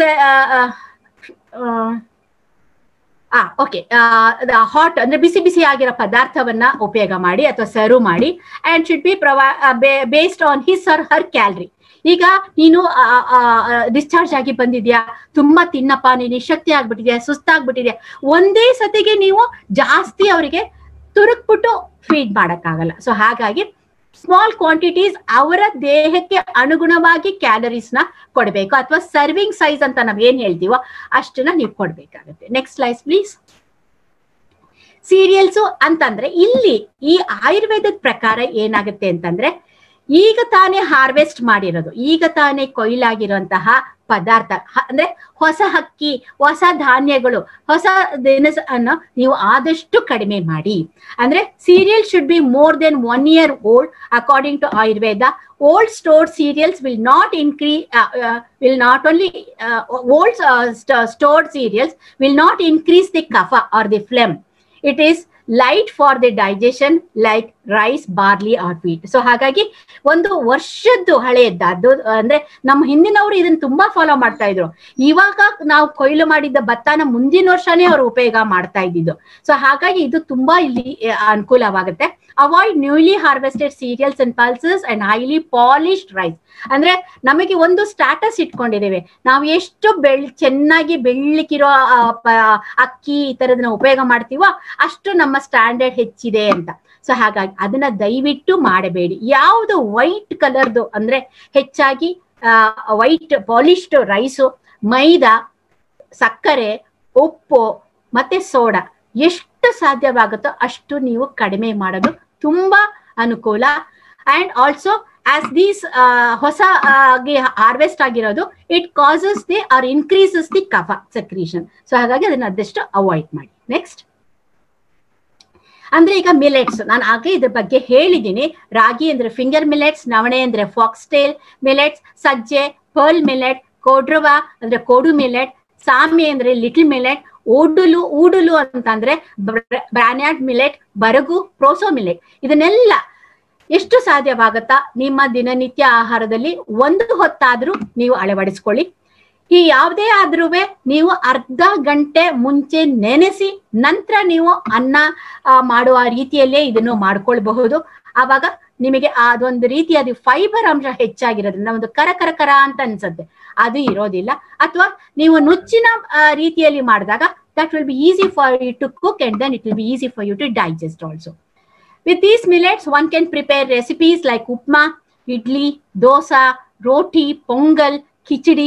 ಈ ಪೊಂಗಲ್ಲು ಕಿಚಡಿ, ಪೊಂಗಲಲ್ಲಿ ನಾವು ಯಾವುದೇ ರೀತಿಯಾದ ತರಕಾರಿಯನ್ನ ಬೆರೆಸೋದಿಲ್ಲ. ಕಿಚಡಿಯಲ್ಲಿ ನಾವು ಅದಕ್ಕೆ ಸ್ಪೈಸಸ್ ಹಾಕ್ತಾರೆ ಜಾಸ್ತಿಯಾಗಿ, ಇವನ್ ತರಕಾರಿ ಬೆರೆಸ್ತಾರೆ, ಆಮೇಲಿಂದ ಅದಕ್ಕೆ ಟೊಮೆಟೊ ಹಣ್ಣು ಸಹಿತ ಹಾಕ್ತಾರೆ. ಸೊ ಹಾಗಾಗಿ ಇಟ್ಸ್ ಸಮ್ ವೆರೈಟಿ. ಪುಲಾವ್ ಮಾಡ್ಬೋದು ಯೂಸಿಂಗ್ ದೆಮ್. ಏನೋ ಇದನ್ನ ಸಪ್ಲಿಮೆಂಟ್ ರೈಸಿಗೆ ಬದಲಾಗಿ ಇದನ್ನ ನೀವು ಆಹಾರದಲ್ಲಿ ಉಪಯೋಗಿಸ್ಕೊಳ್ಬಹುದು. ನೆಕ್ಸ್ಟ್ ಈಗ ಪಲ್ಸಸ್ ಅಂದ್ರೆ ಹಾರ್ಸ್ ಗ್ರಾಮ್, ಹುರುಳಿ, ಹೆಸರು ಕಾಳು ಅಥವಾ ಅಂದ್ರೆ ಕಡ್ಲೆಕಾಳು, ಮಸೂರು, ಕಾಬೂಲಿ ಚೆನ್ನ, ಕಾಲಾ ಚೆನ್ನ, ಗ್ರೌಂಡ್ ನಟ್ಸ್, ಇದನ್ನ ಎಲ್ಲ ನೀವು ಕಾಳು ಹುಸ್ಲಿ ರೂಪದಲ್ಲಾರು ಮಾಡಿ ಗೊಜ್ಜು ಅಂತ ಹೇಳ್ತಾರಲ್ಲ ಅದ್ರಲ್ಲಾರು ಉಪಯೋಗ ಮಾಡ್ಕೊಳ್ಳಿ. ಇಲ್ಲ ಇದನ್ನ ಬೇಯಿಸಿಟ್ಕೊಂಡು ನಿಮ್ಮ ಸೂಪಲ್ಲಿ ಹಾಕೊಳ್ಳಿ. ಯಾವುದು ನಿಮಗೆ ಅನುಕೂಲ ಆಗುತ್ತೋ ಅದನ್ನ ಉಪಯೋಗ ಮಾಡ್ಕೊಳ್ಬಹುದು. Combine pulses and serials. ಇವಾಗ ಎಲ್ಲಾದ್ರಲ್ಲೂ ಎಸೆನ್ಷಿಯಲ್ ಅಮೈನೋ ಆಸಿಡ್ಸ್ ಅಂತಂದ್ರೆ ಈ ಪ್ರೋಟೀನ್ ಅಲ್ಲಿ first class protein, second class protein ಅಂತ ಇರುತ್ತೆ. ಈ ಫಸ್ಟ್ ಕ್ಲಾಸ್ ಪ್ರೋಟೀನ್ ಅನ್ನೋದು ಬರೀ ನಾನ್ ವೆಜಿಟೇರಿಯನ್ ಅಲ್ಲಿ, ಹಾಲು ಮೊಟ್ಟೆಯಲ್ಲಿ ಸಿಕ್ಕುವಂತದ್ದು. ಬಟ್ ಆದ್ರೆ ನಾವು ವೆಜಿಟೇರಿಯನ್ ಆಗಿದ್ದಾಗ ಇದರಲ್ಲಿ ಎಲ್ಲಾ ರೀತಿಯಾದ ಎಸೆನ್ಷಿಯಲ್ ಅಮೈನೋ ಆಸಿಡ್ಸ್ ಇರೋದಿಲ್ಲ. ಸೊ ಹಾಗಾಗಿ ಅದು ಸೆಕೆಂಡ್ ಕ್ಲಾಸ್ ಪ್ರೋಟೀನ್ ಅಂತ ಕರಿತೀವಿ. ಇವಾಗ ಈ ತರ ಕಾಂಬಿನೇಷನ್ ಅಂದ್ರೆ ಇವಾಗ ಕಿಚಡಿ ಅಂತ ಹೇಳಿದ್ರೆ, ಇಲ್ಲ ಅಂದ್ರೆ ಬಿಸಿಬೇಳೆ ಬೇತ್ ಅಂತ ಹೇಳಿದ್ರೆ, ಇಲ್ಲ ಪೊಂಗಲ್ ಅಂತ ಹೇಳಿದ್ರೆ, ಈ ತರದ್ದು ನಾವು ಮಾಡಿದಾಗ ಇದು becomes a better class of protein rather than a second class protein ಅಂತ ಆಗುತ್ತೆ. ಅದಕ್ಕೋಸ್ಕರ ನಾವು ಈ combine the pulses and cereals and make curry or usuli and consume it ಅಂತ ಹೇಳ್ತೇವೆ. Next milk and milk products. ಈಗ ಏನಾಗುತ್ತೆ, ಇದಕ್ಕೆ ಕೆಮ್ಮಿರುತ್ತೆ, ಕಫ ಇರುತ್ತೆ, ಹಾಗಾಗಿ ನನಗೆ ಡಾಕ್ಟರ್ ಹಾಲನ್ನೇ ಕುಡಿಬೇಡಿ ಅಂತ ಹೇಳಿದ್ದಾರೆ, ಹಾಲು ಕುಡಿದ್ರೆ ನಂಗೆ ಕಫ ಆಗುತ್ತೆ. Here is A one golden rule ಅಂತಂದ್ರೆ ಗೋಲ್ಡನ್ ಮಿಲ್ಕ್. ಇದನ್ನ ನೀವು ಈ ತರ ಮಾಡಿ ಕುಡಿಬಹುದು. ಅಥವಾ ಗಾರ್ಲಿಕ್ ಮಿಲ್ಕ್ ಅಂತ ಹೇಳ್ತೀವಿ, ಅಥವಾ ಸಿನಮಾನ್ ಮಿಲ್ಕ್ ಅಂತ ಹೇಳ್ತೀವಿ. ಈ ರೀತಿಯಲ್ಲಿ ನೀವು ಮಾಡಿ ಕುಡಿಬಹುದು. ಅಂದ್ರೆ ಏನಿದು, what is this golden milk ಅಂತಂದ್ರೆ, ಈಗ ಅರಿಶಿಣದ ಹಾಲು ಎಲ್ಲರಿಗೂ ಇದು ತಿಳಿದಿದೆ, ಇದೇನಾ ಅಂತ ಹೇಳ್ಬೋದು. ಬಟ್ ಆದ್ರೆ ಅದಕ್ಕೆ ಬರೀ ಅರಿಶಿಣ ಹಾಕೋದಲ್ಲ, ಅದಕ್ಕೆ 1 ಚಿಟಿಕೆ ಅಷ್ಟು ಕಾಳು ಮೆಣಸಿನ ಪೌಡರ್ ಇದು ಹಾಕಿದಾಗ ಈ ಅರಿಶಿಣದಲ್ಲಿ ಇರುವಂತಹ ಕರ್ಕ್ಯುಮಿನ್ ಅಂತ ಅನ್ನೋದು ಏನಿದೆ ಅದು ನಮ್ಮ ಶರೀರಕ್ಕೆ ಸಿಗುತ್ತೆ. ಈ ಪೆಪ್ಪರ್ ಹಾಕೋದ್ರಿಂದ that we get that use R the benefits of the curcumin. So ಹಾಗ ಅದ್ರ ಜೊತೆಗೆ 1-2 ಇಳಕು ಬೆಳ್ಳುಳ್ಳಿಯನ್ನು ಜಜ್ಜಿ ಹಾಕಿ ಅದನ್ನ ಬೇಯಿಸಿ ನಂತರ ಅದನ್ನ ಸೇವಿಸೋದ್ರಿಂದ ನಿಮ್ಮ ಕಫ ನಿಜವಾಗ್ಲೂ ಸೆಕ್ರೀಷನ್ ಆಗೋದಿಲ್ಲ, ಕಫ ಹೆಚ್ಚಾಗೋದಿಲ್ಲ. ಇಟ್ ಬಿಕಮ್ಸ್ ಅಸ್ ಬ್ರಾಂಕಿಯಲ್ ವ್ಯಾಸೋಡೈಲೇಟರ್ ಅಂತ ಹೇಳ್ತೀವಿ. ಹಾಗಾಗಿ ಇದು ತುಂಬಾ ಒಳ್ಳೇದು, ನೀವು ಇದನ್ನ ಮಾಡಬಹುದು. ಆಯ್ತಾ? ಸೊ ಹಾಗೆ. ಅಥವಾ ಸಿನಮನ್ ಮಿಲ್ಕ್ ಅಂತ ಅಂದ್ರೆ ಅದೇನದು ಅಂತಂದ್ರೆ, ಈಗ ಹಾಲು ಕಾಯಬೇಕಾದ್ರೆ 1/4 ಚಮಚದಷ್ಟು ಸಿನಮಾನ್ ಅಂತಂದ್ರೆ ಚಕ್ಕೆ ಅಂದ್ರೆ ದಾಲ್ಚಿನಿಯ ಪೌಡರ್ ಅನ್ನ ಹಾಕಿ ಅದನ್ನ ಬಾಯ್ಲ್ ಮಾಡಿ, ಡಯಾಬಿಟಿಕ್ ಇಲ್ಲದೆ ಇದ್ರೆ ಒಂದು ಸ್ವಲ್ಪ ಸಕ್ಕರೆ ಬದಲಾಗಿ ಜೇನುತುಪ್ಪವನ್ನ ಹಾಕೊಳ್ಬಹುದು, ಅಥವಾ ಒಂದು ಚೂರು ಬೆಲ್ಲವನ್ನ ಹಾಕಿಕೊಂಡು ಕುಡಿಬಹುದು. ಆಯ್ತಾ? ಇದು this will be good one. Next spices. ಈಗ garlic, ginger, turmeric, curry leaves ಯಾವುದೇ ಇದೆಲ್ಲಾನು ಆದಷ್ಟು ಉಪಯೋಗ ಮಾಡ್ಕೊಳ್ಳಿ. These are having high oxygen radical absorbance capacity. ಅಂದ್ರೆ ಇದರಲ್ಲಿ better will be the oxygen carrying capacity of the blood and lung oxygen capacity. So ಹಾಗಾಗಿ ಇದನ್ನ ನಾವು ಆದಷ್ಟು ಆಯುರ್ವೇದದಲ್ಲಿ ನಾವು ಇದನ್ನ ಹೇಳಿ. ಇನ್ನ ಒಂದೇ ಒಂದು ನಾನಿಲ್ಲಿ ಯಾರಾದ್ರೂ ಆಕ್ಸಿಜನ್ನು ಅಂದ್ರೆ ಏದೋಸಿರು ಸಾಕಷ್ಟು ಆಗ್ತಿಲ್ಲ, ಅವ್ರಿಗೆ ಆಕ್ಸಿಜನ್ ಬೇಕಾಗ್ತಾ ಇದೆ ಅಂದಾಗ ಒಂದೇ ಒಂದು ಮನೆ ಮದ್ದು ಹೇಳ್ತೀನಿ. This is actually told by this ಸಿದ್ಧ ವೈದ್ಯರಿಂದ ಇದು ಹೇಳಿದೆ. ಎಷ್ಟೋ ಜನ ಈ ತಮಿಳ್ನಾಡಿನಲ್ಲಿ ಇದನ್ನ ಉಪಯೋಗ ಮಾಡಿ ತುಂಬಾ ಬೆನಿಫಿಟ್ ಪಡೆದಿದ್ದಾರೆ. ಅರ್ಧ ಲೋಟ ಕಾಯಿ ಹಾಲಿಗೆ, ತೆಂಗಿನಕಾಯಿ ಹಾಲಿಗೆ ಅರ್ಧ ಚಮಚ ಲವಂಗದ ಪೌಡರ್ನ ಮಿಕ್ಸ್ ಮಾಡಿ ದಿನಕ್ಕೆ 2 ಸತಿ ನೀವು ಕುಡಿತಾ ಬಂದ್ರೆ ನಿಮ್ಮ ಆಕ್ಸಿಜನ್ ಲೆವೆಲ್ ತುಂಬಾ ಚೆನ್ನಾಗಿ ಇನ್ಕ್ರೀಸ್ ಆಗಿದೆ. ಇದನ್ನ ಎಷ್ಟೋ ಜನ ನಾವು ಒಂದು ಗುರುಗಳದ್ದು ಗ್ರೂಪ್ ಅಲ್ಲಿ ಇದ್ದೇವೆ. ಸೊ ಹಾಗಾಗಿ ಅವರಿಗೆ ಎಷ್ಟೋ ಜನ ಹೇಳ್ತಾ ಇದ್ದಾರೆ, ನೀವು ಹೇಳಿದ್ದು ಇದು ನನಗೆ ತುಂಬಾ ಸಹಾಯ ಆಗಿದೆ. ನನ್ನ O2 ಪರ್ಸೆಂಟೇಜು 82 ಇದ್ದಿದ್ದು ನಾನು 2 ಸತಿ ನಾನು ಇದನ್ನ ತೆಗೆದುಕೊಂಡ ಮೇಲೆ ನಂದು 94, 95, 97ಗೆ ಬಂದಿದೆ. ಇದು ನನಗೆ ತುಂಬಾ ಸಹಾಯ ಆಗಿದೆ ಅಂತ ಹೇಳ್ತಾ ಇದೆ. Hopefully that will work for everybody and also it will ನಿಮಗೆ ಆಕ್ಸಿಜನ್ ಹುಡ್ಕೊಂಡು ಓಡಾಡದೆ ಇದ್ದ ಹಾಗೆ ಆಗ್ಲಿ ಅಂತ ನಾನು ಇದೊಂದು ಸಜೆಷನ್ ಕೊಟ್ಟಿದ್ದೀನಿ. Avoid artificial colouring agent and artificial sweeter. ಈಗ ನಾನು ಆಗ್ಲೇ ಇದನ್ ಬಗ್ಗೆ ಹೇಳ್ದೆ, ಯಾರೇ ಆರ್ಟಿಫಿಷಿಯಲ್ ಕಲರಿಂಗ್ ಇದ್ರೆ ಹಾಕುವಂತ ಅಭ್ಯಾಸ ಇದ್ರೆ ದಯವಿಟ್ಟು ಹಾಕ್ಬೇಡಿ. ಎಲ್ಲಿಯೂ ಸೋಡಾನ ಉಪಯೋಗ ಮಾಡಬೇಡಿ. ನಂತರ ಆರ್ಟಿಫಿಷಿಯಲ್ ಸ್ವೀಟ್ನರ್ಸ್ ಏನಾಗಿರ್ಬೋದು, ಸ್ಯಾಕ್ರೀನ್ ಆಗಿರ್ಬೋದು, ಆಸ್ಪರ್ಟೇಮ್ ಆಗಿರ್ಬೋದು, ಈಕ್ವಲ್ ಆಗಿರ್ಬೋದು, ನೇಚರ್ ಶುಗರ್ ಫ್ರೀ ಆಗಿರಬಹುದು, ಅಥವಾ ಡಯಾಬ್ಲಿಸ್ ಆಗಿರ್ಬೋದು, ಡಿಸೈರ್ ಆಗಿರ್ಬೋದು, ಇದೆಲ್ಲ ಆರ್ಟಿಫಿಷಿಯಲ್ ಶುಗರ್. ಎಷ್ಟು ಸಾಧ್ಯವಾಗುತ್ತೋ without adding these you try to. 2 ದಿವಸ ನಿಮಗೆ ಕಷ್ಟವಾಗೋದು. Your tongue is use to this kind of a sugary ಇದಾದ್ರಿಂದ ನಿಮಗೆ ಬೇಕು ಅನ್ಸುತ್ತೆ. 3ನೇ ದಿವಸ ನಿಮಗೆ ಕೇಳೋದಿಲ್ಲ. Your tongue get use to it. So avoid as much as possible artificial sweetness. Next, vegetables ಆಗ್ಲೇ ಹೇಳಿದ್ದೀನಿ. ನಾ ಈಗ ಡ್ರಮ್ ಸ್ಟಿಕ್ ಲೀವ್ಸ್ ಅದ್ರ ಬಗ್ಗೆ ಹೇಳಿದೆ. ಮೆಂತ್ಯ, ದಿಲ್ ಅಂತಂದ್ರೆ ಸಬ್ಸಿಗೆ ಸೊಪ್ಪು, ಅದ ಸಬ್ಬಕ್ಕಿ ಸೊಪ್ಪು, ಮೂಲಂಗಿ ಸೊಪ್ಪಾಗಿರ್ಬೋದು, ದಂಟು ಸೊಪ್ಪಾಗಿರ್ಬೋದು, ಕ್ಯಾಬೇಜು, ಪಾಲಕು, ಬಸಳೆ ಸೊಪ್ಪು ತುಂಬಾ ಒಳ್ಳೇದು. ಮೇಕ್ ಸೈಡ್ ಡಿಶಸ್ ಇನ್ಕಾರ್ಪೊರೇಟಿಂಗ್ ದೀಸ್, ಅಥವಾ ಚಪಾತಿಯಲ್ಲಿ ಹಾಕಿ ಅಥವಾ ರೊಟ್ಟಿಗಳು ಮಾಡ್ಬೇಕಾದ್ರೆ ಇದನ್ನ ಸಣ್ಣಗೆ ಹೆಚ್ಚಿಬಿಟ್ಟು ಅದ್ರೊಳಗಡೆ ಹಾಕೊಳ್ಳಿ, ಅಥವಾ ಸಾಂಬಾರ್ಗೆ ಹಾಕಿ ಸೂಪ್ಗೆ ಹಾಕೊಳ್ಳಿ. Palak soup is the best one. It also taste good and also it will be very good. So ಆಮೇಲಿಂದ ವೆಜಿಟೇಬಲ್ಸ್ ಅಲ್ಲೂ ಅಷ್ಟೇ ಡ್ರಮ್ ಸ್ಟಿಕ್ ಯೂಸ್ ಮಾಡಿ, ಬಿಟರ್ ಗೋಡ್ ಯೂಸ್ ಮಾಡಿ. ಅಂದ್ರೆ ಹಾಗಲಕಾಯಿ, ಸ್ನೇಕ್ ಗೋಡು, ರಿಡ್ಜ್ ಗೋಡು, ಟೊಮ್ಯಾಟೊ, ಬ್ರಿಂಜಾಲು, ಕ್ಲಸ್ಟರ್ ಬೀನ್ಸ್ ಅಂದ್ರೆ ಘೋರಿಕಾಯಿ ಅಂತ ಹೇಳ್ತಾರೆ ಅದು, ಅಥವಾ ಅಂದ್ರೆ ತೊಂಡೆಕಾಯಿ, ಬ್ರಾಕಲಿ, ಐವಿ ಗೋಡ್ ಅಂದ್ರೆ ಇದು ತೊಂಡೆಕಾಯಿ, ಬ್ರಾಕಲಿ ಅಂದ್ರೆ ಹಸಿರು ಹೂಕೋಸು, ಚಿಲ್ಲಿ, ಆಶ್ ಗೋಡ್, ಇದೆಲ್ಲ ಉಪಯೋಗ ಮಾಡಿ. ಯಾವ್ದು ತರ ತೊಂದರೆ ಅಂತೂ ಏನೂ ಆಗೋದಿಲ್ಲ. ಆದರೆ ಆದಷ್ಟು ಆಲೂಗೆಡ್ಡೆ, ಸ್ವಲ್ಪ ಪಂಪ್ಕಿನ್ ಕಡಿಮೆ ಮಾಡಿ. ಸೌತೆಕಾಯಿ ಸ್ವಲ್ಪ ಒಬ್ಬೊಬ್ಬರಿಗೆ ಶೀತ ಮಾಡುತ್ತೆ, but I don't think so this will effect. But also they say in Ayurveda try to decrease the use of this cucumber ಅಂತ. ನಾವು ಎಲ್ಲ ಕೋಸಂಬರಿಗೆ ಹಾಕ್ತೀವಿ, ಪ್ರತಿನಿತ್ಯ ಸಾಲಡಿಗೆ ಉಪಯೋಗ ಮಾಡ್ತೀವಿ. ಆದರೆ ಅದಕ್ಕೆ ಹಾಕಿದಾಗ ಪೆಪ್ಪರ್ ಅನ್ನು ಸಿಮಿಕಿಸೋದನ್ನ ಮರಿಬೇಡಿ. ಅಂದ್ರೆ sprinkle the pepper powder along with your salt and lime. This will not cause you that phlegm ಅಥವಾ ಶೀತ ಹೆಚ್ಚು ಮಾಡೋದಾಗ್ಲಿ ಅಥವಾ ಸೈನಸ್ ನ ಹೆಚ್ಚು ಮಾಡೋದಾಗ್ಲಿ ಮಾಡೋದಿಲ್ಲ. ಟ್ಯೂಬರ್ಸ್ ಎಲ್ಲ ಯೂಸ್ ಮಾಡ್ಬೋದು. ಆಯ್ತು. Fruits, dry grapes, fix, almonds ಇದೆಲ್ಲ ನಾನು ಆಗ್ಲೇ ಹೇಳ್ಕೊಟ್ಟೆ. ಪಪ್ಪಾಯ, ವಾಟರ್ ಮೆಲನ್, ಪೊಮೊಗ್ರಾನೇಟ್ ತುಂಬಾ ಒಳ್ಳೇದು, ಉಪಯೋಗ ಮಾಡ್ಕೊಳ್ಳಿ. ವುಡ್ ಆಪಲ್ ಅಂತಂದ್ರೆ ಸೀತಾಫಲ, ಬೇಲದ ಕಾಯಿ, ಪೈನಾಪಲ್ಲು, ಆಪಲ್, ಆರೆಂಜು, ಮೋಸಂಬಿ, ಲೈಮು, ಕಿವಿ, ಚಕೋತ ಹಣ್ಣು ತುಂಬಾ ಒಳ್ಳೇದು. ಇದನ್ನೆಲ್ಲ ಉಪಯೋಗ ಮಾಡ್ಕೊಳ್ಬಹುದು. ಅವಾಯ್ಡ್ ಅಂದ್ರೆ ತುಂಬಾ ಹಣ್ಣಾಗಿದ್ದಾಗ, ಯಾವುದೇ ಹಣ್ಣು ತುಂಬಾ ರೈಪ್ ಆಗಿದ್ದಾಗ ಅದರದ್ದು ಶುಗರ್, ನ್ಯಾಚುರಲ್ ಶುಗರ್ ಕಂಟೆಂಟ್ ಹೆಚ್ಚಾಗೋದ್ರಿಂದ ರೈಪ್ ಅಂಡ್ ಗೋವಾ ಆಗಿರ್ಲಿ, ಬಾಳೆಹಣ್ಣಾಗ್ಲಿ, ತುಂಬಾ ಕಳ್ತಿರುವಂತಹ ಹಲಸಿನ ಹಣ್ಣು, ಜುಜುಂಬಾ ಅಂತಂದ್ರೆ ಬೋರೆ ಹಣ್ಣು ಅಂತ ಬರುತ್ತಲ್ಲ ಅದು, ಮಸ್ಕ್ ಮೆಲಾನು, ಮತ್ತೆ ಸೀತಾಫಲ, ರಾಮ್ಫಲ ಆದಷ್ಟು ಅವಾಯ್ಡ್ ಮಾಡಿ ಈ ಪ್ಯಾಂಡಮಿಕ್ ಸಮಯದಲ್ಲಿ ಮಾತ್ರ. Okay. Next, beverages and drinks. ಇದೆಲ್ಲ ಆಗ್ಲೇ ಹೇಳ್ಕೊಟ್ಟಿದ್ದೀನಿ, ಯಾವ್ದು ಬೇಕಾದ್ರೂ ತೆಗೆದುಕೊಳ್ಳಿ. ಬಟ್ ಒಂದೇ ಒಂದು again I will stress over here, ರಾಗಿ ಗಂಜಿ, ಅಂಬ್ಲಿ ಅಥವಾ ಈ ಮನ್ನಾ ಮಿಕ್ಸ್ ಅಂತ ಬರುತ್ತೆ, ಅದೇನೋ ಜೀನಿ ಅಂತ ಪೌಡರ್ ಬರುತ್ತೆ, ಅದರಲ್ಲಿ ನೀವು ಅಂಬಲಿ ಆಗ್ಲಿ ಗಂಜಿ ಆಗ್ಲಿ ಮಾಡಿ ಡಯಾಬಿಟಿಕ್ ಆಗಿದ್ರೆ ತೆಗೆದುಕೊಳ್ಬೇಡಿ. This is a high glycemic food. So ಹಾಗಾಗಿ ನೀವು ಆದಷ್ಟು ಅದನ್ನ ಅವಾಯ್ಡ್ ಮಾಡಿ. ಅದೇ ಹಿಟ್ಟನ್ನ ಏನ್ ಮಾಡಿ, ನಾನು ತಂದು ಬಿಟ್ಟಿದ್ದೀನಿ, ಏನ್ ಮಾಡೋದು, ಅಧ್ವಾನ ಆಗತ್ತಾ? ಚಪಾತಿ ಹಿಟ್ಟಲ್ಲಿ ಬೆರೆಸ್ಕೊಳ್ಳಿ, ರೊಟ್ಟಿ ಮಾಡ್ಬೇಕಾದ್ರೆ ಬೆರೆಸ್ಕೊಳ್ಳಿ, ಈವನ್ ನೀವು ಇಡ್ಲಿ ರುಬ್ಬಬೇಕಾದ್ರೆ ಅದನ್ನ ಬೆರೆಸ್ಕೊಳ್ಳಿ, ತೊಂದರೆ ಇಲ್ಲ. ಸೊ ಹಾಗಾಗಿ ಅದನ್ನ ಉಪಯೋಗ, ಅಥವಾ ದೋಸೆ ಮಾಡ್ಬೇಕಾದ್ರೆ ಅದನ್ನ ಮಿಕ್ಸ್ ಮಾಡ್ಕೊಂಡು ಉಪಯೋಗ ಮಾಡ್ಕೊಳ್ಳಿ. So that will be ideal. So it will not go waste also ದೋಸ್.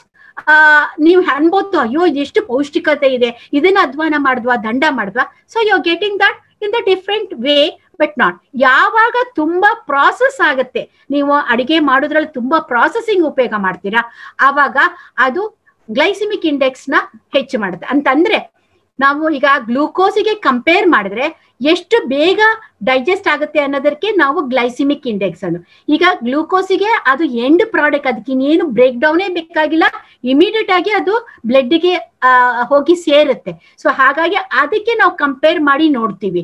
ಈಗ ಬಿಳಿದು ಬ್ರೆಡ್ ಆಗಿರ್ಬಹುದು, ಅಥವಾ ಅಂತಂದ್ರೆ ಈ ತರ ಗಂಜಿಗಳಾಗಿರ್ಬೋದು, ಇದನ್ನೆಲ್ಲ ನಾವು ಪ್ರಾಸೆಸ್ ಹೆಚ್ಚಾಗಿ ನಾವು ಮಾಡಿ ಉಪಯೋಗ ಮಾಡಿದಾಗ ಅದು ಬೇಗ ಜೀರ್ಣ ಆಗಿ ಅದು ಸಕ್ಕರೆನ ಹೆಚ್ಚು ಮಾಡುತ್ತೆ ಅಂತ ಅನ್ನೋದಕ್ಕೆ ನಾವು ಗ್ಲೈಸಿಮಿಕ್ ಇಂಡೆಕ್ಸ್ ಅಂತ ಹೇಳ್ತೀವಿ. Next, habits and discipline. ದಯವಿಟ್ಟು ತುಂಬಾ ಹೊತ್ತು ಒಂದೇ ಜಾಗದಲ್ಲಿ ಕೂತಿರೋದು, ಏನಾದ್ರೂ ಯಾವಾಗ್ಲೂ ಹಾಸಿಗೆ ಮೇಲೆ ಹುರುಳ್ಕೊಂಡಿರೋದು, ಹಾಸಿಗೆ ಮೇಲೆ ಓದೋದು, ಹಾಸಿಗೆ ಮೇಲೆನೆ ಎಲ್ಲವ ಊಟ ಮಾಡೋದು, ಹಾಸಿಗೆ ಮೇಲೆ ಪಾಠ ಓದೋದು, ಪೇಪರ್ ಓದೋದು, ಏನು ಮಾಡಿದ್ರು ಅಷ್ಟೇನೆ ಎಲ್ಲ ಹಾಸಿಗೆ ಮೇಲೆ. ದಯವಿಟ್ಟು ಅದ ಅಭ್ಯಾಸ, we call it as a couch potato ಅಂತ ಕರಿತೀವಿ, ಆ ತರ ಆಗ್ಬೇಡಿ.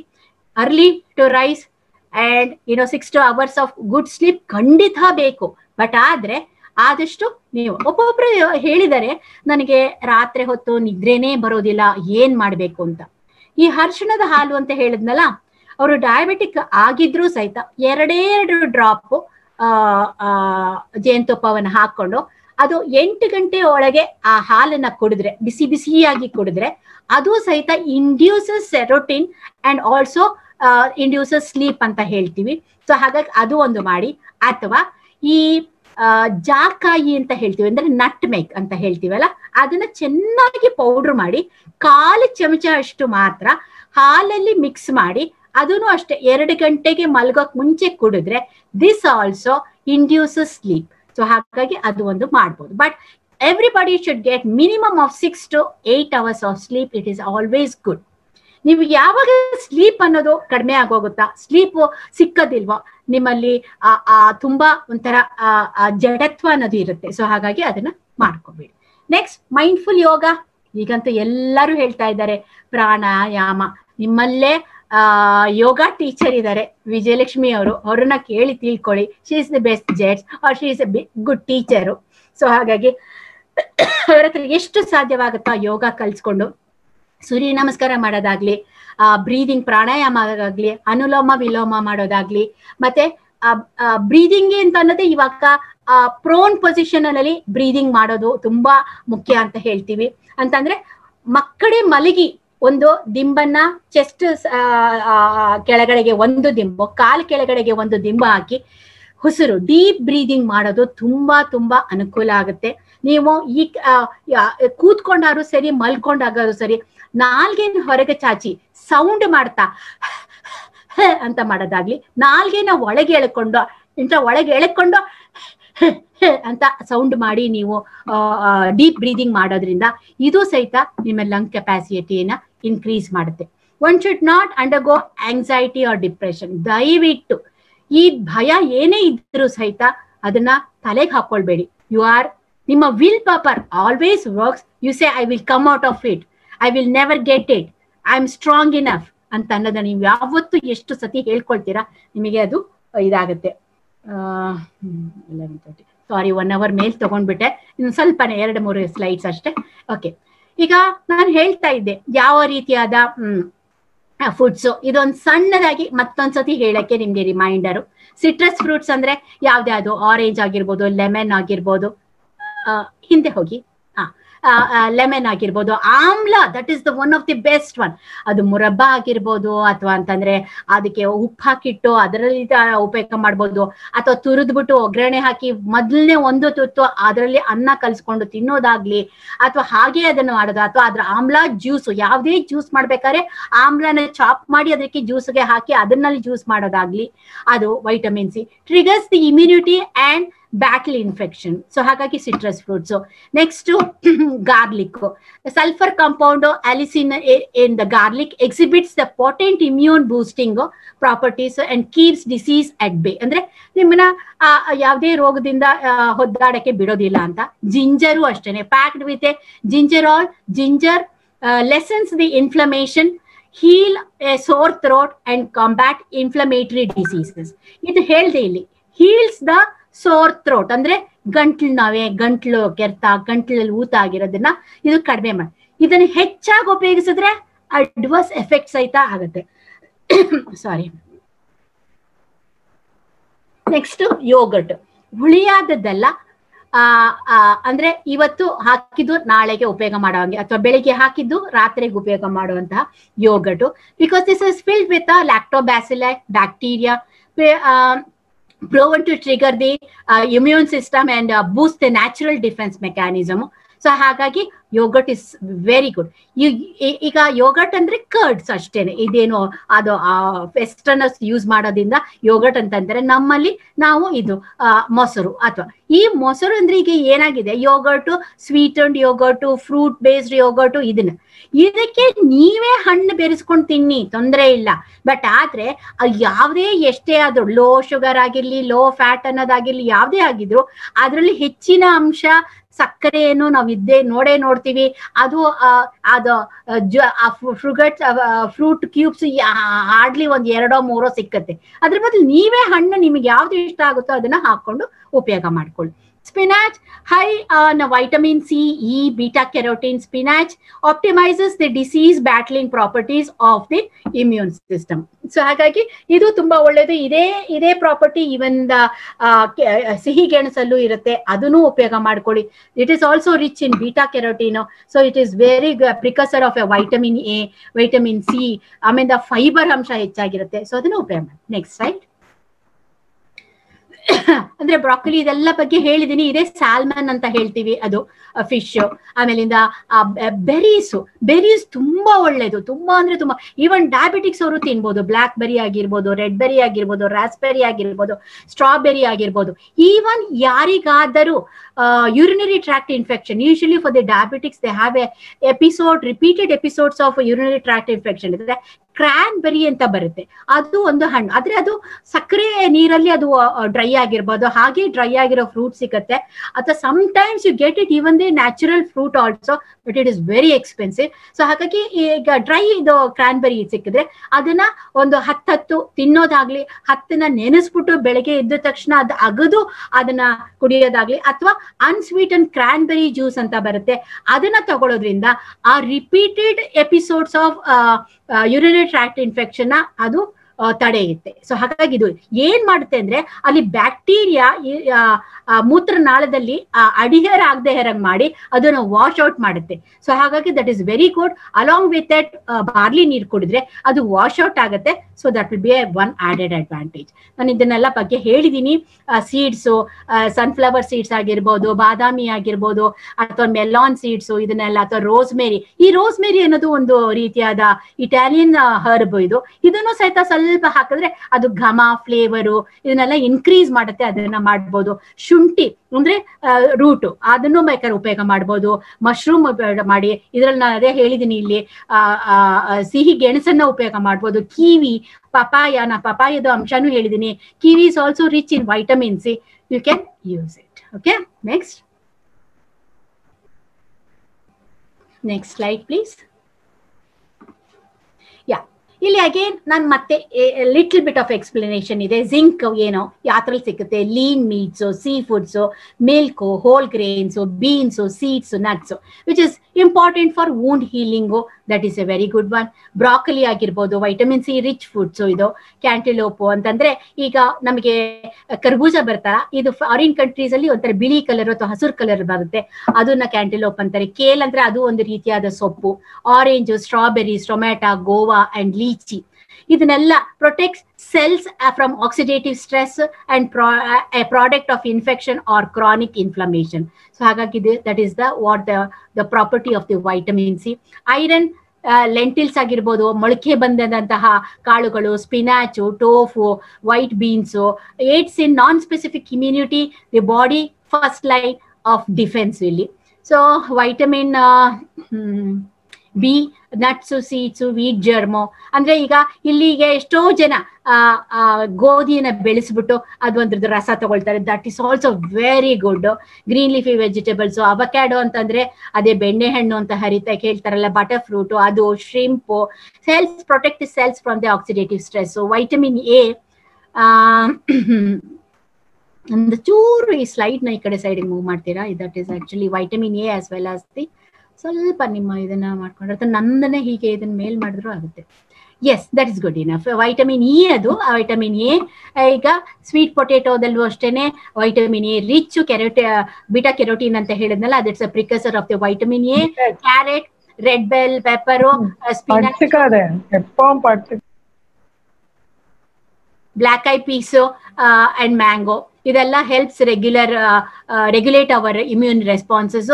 ವೈಟಮಿನ್ ಬಿ6, ಗ್ರೀನ್ ಲೀಫಿ ವೆಜಿಟೇಬಲ್ಸ್ ಆಗಿರ್ಬೋದು. ಚಿಕ್ ಪಿ ಅಂತಂದ್ರೆ ಕಡಲೆಕಾಳು, ಕಾಬುಲಿ ಕಡಲೆ ಅಥವಾ ಕಾಲಾಚೆನ್ನ ಅಂತ ಏನ್ ಹೇಳ್ತೀವಿ. Cold water fish such as tuna or salmon support more efficiently in reaction between the different parts of our immune system. So ಇಲ್ಲಿಗೆ ನನ್ನ ಮಾತನ್ನ ಮುಗಿಸ್ತೇನೆ. ಹೋಪ್ ನಾನು ನಿಮ್ಮ doubts ಏನೇನಿತ್ತೋ ಅದನ್ನೆಲ್ಲಾನು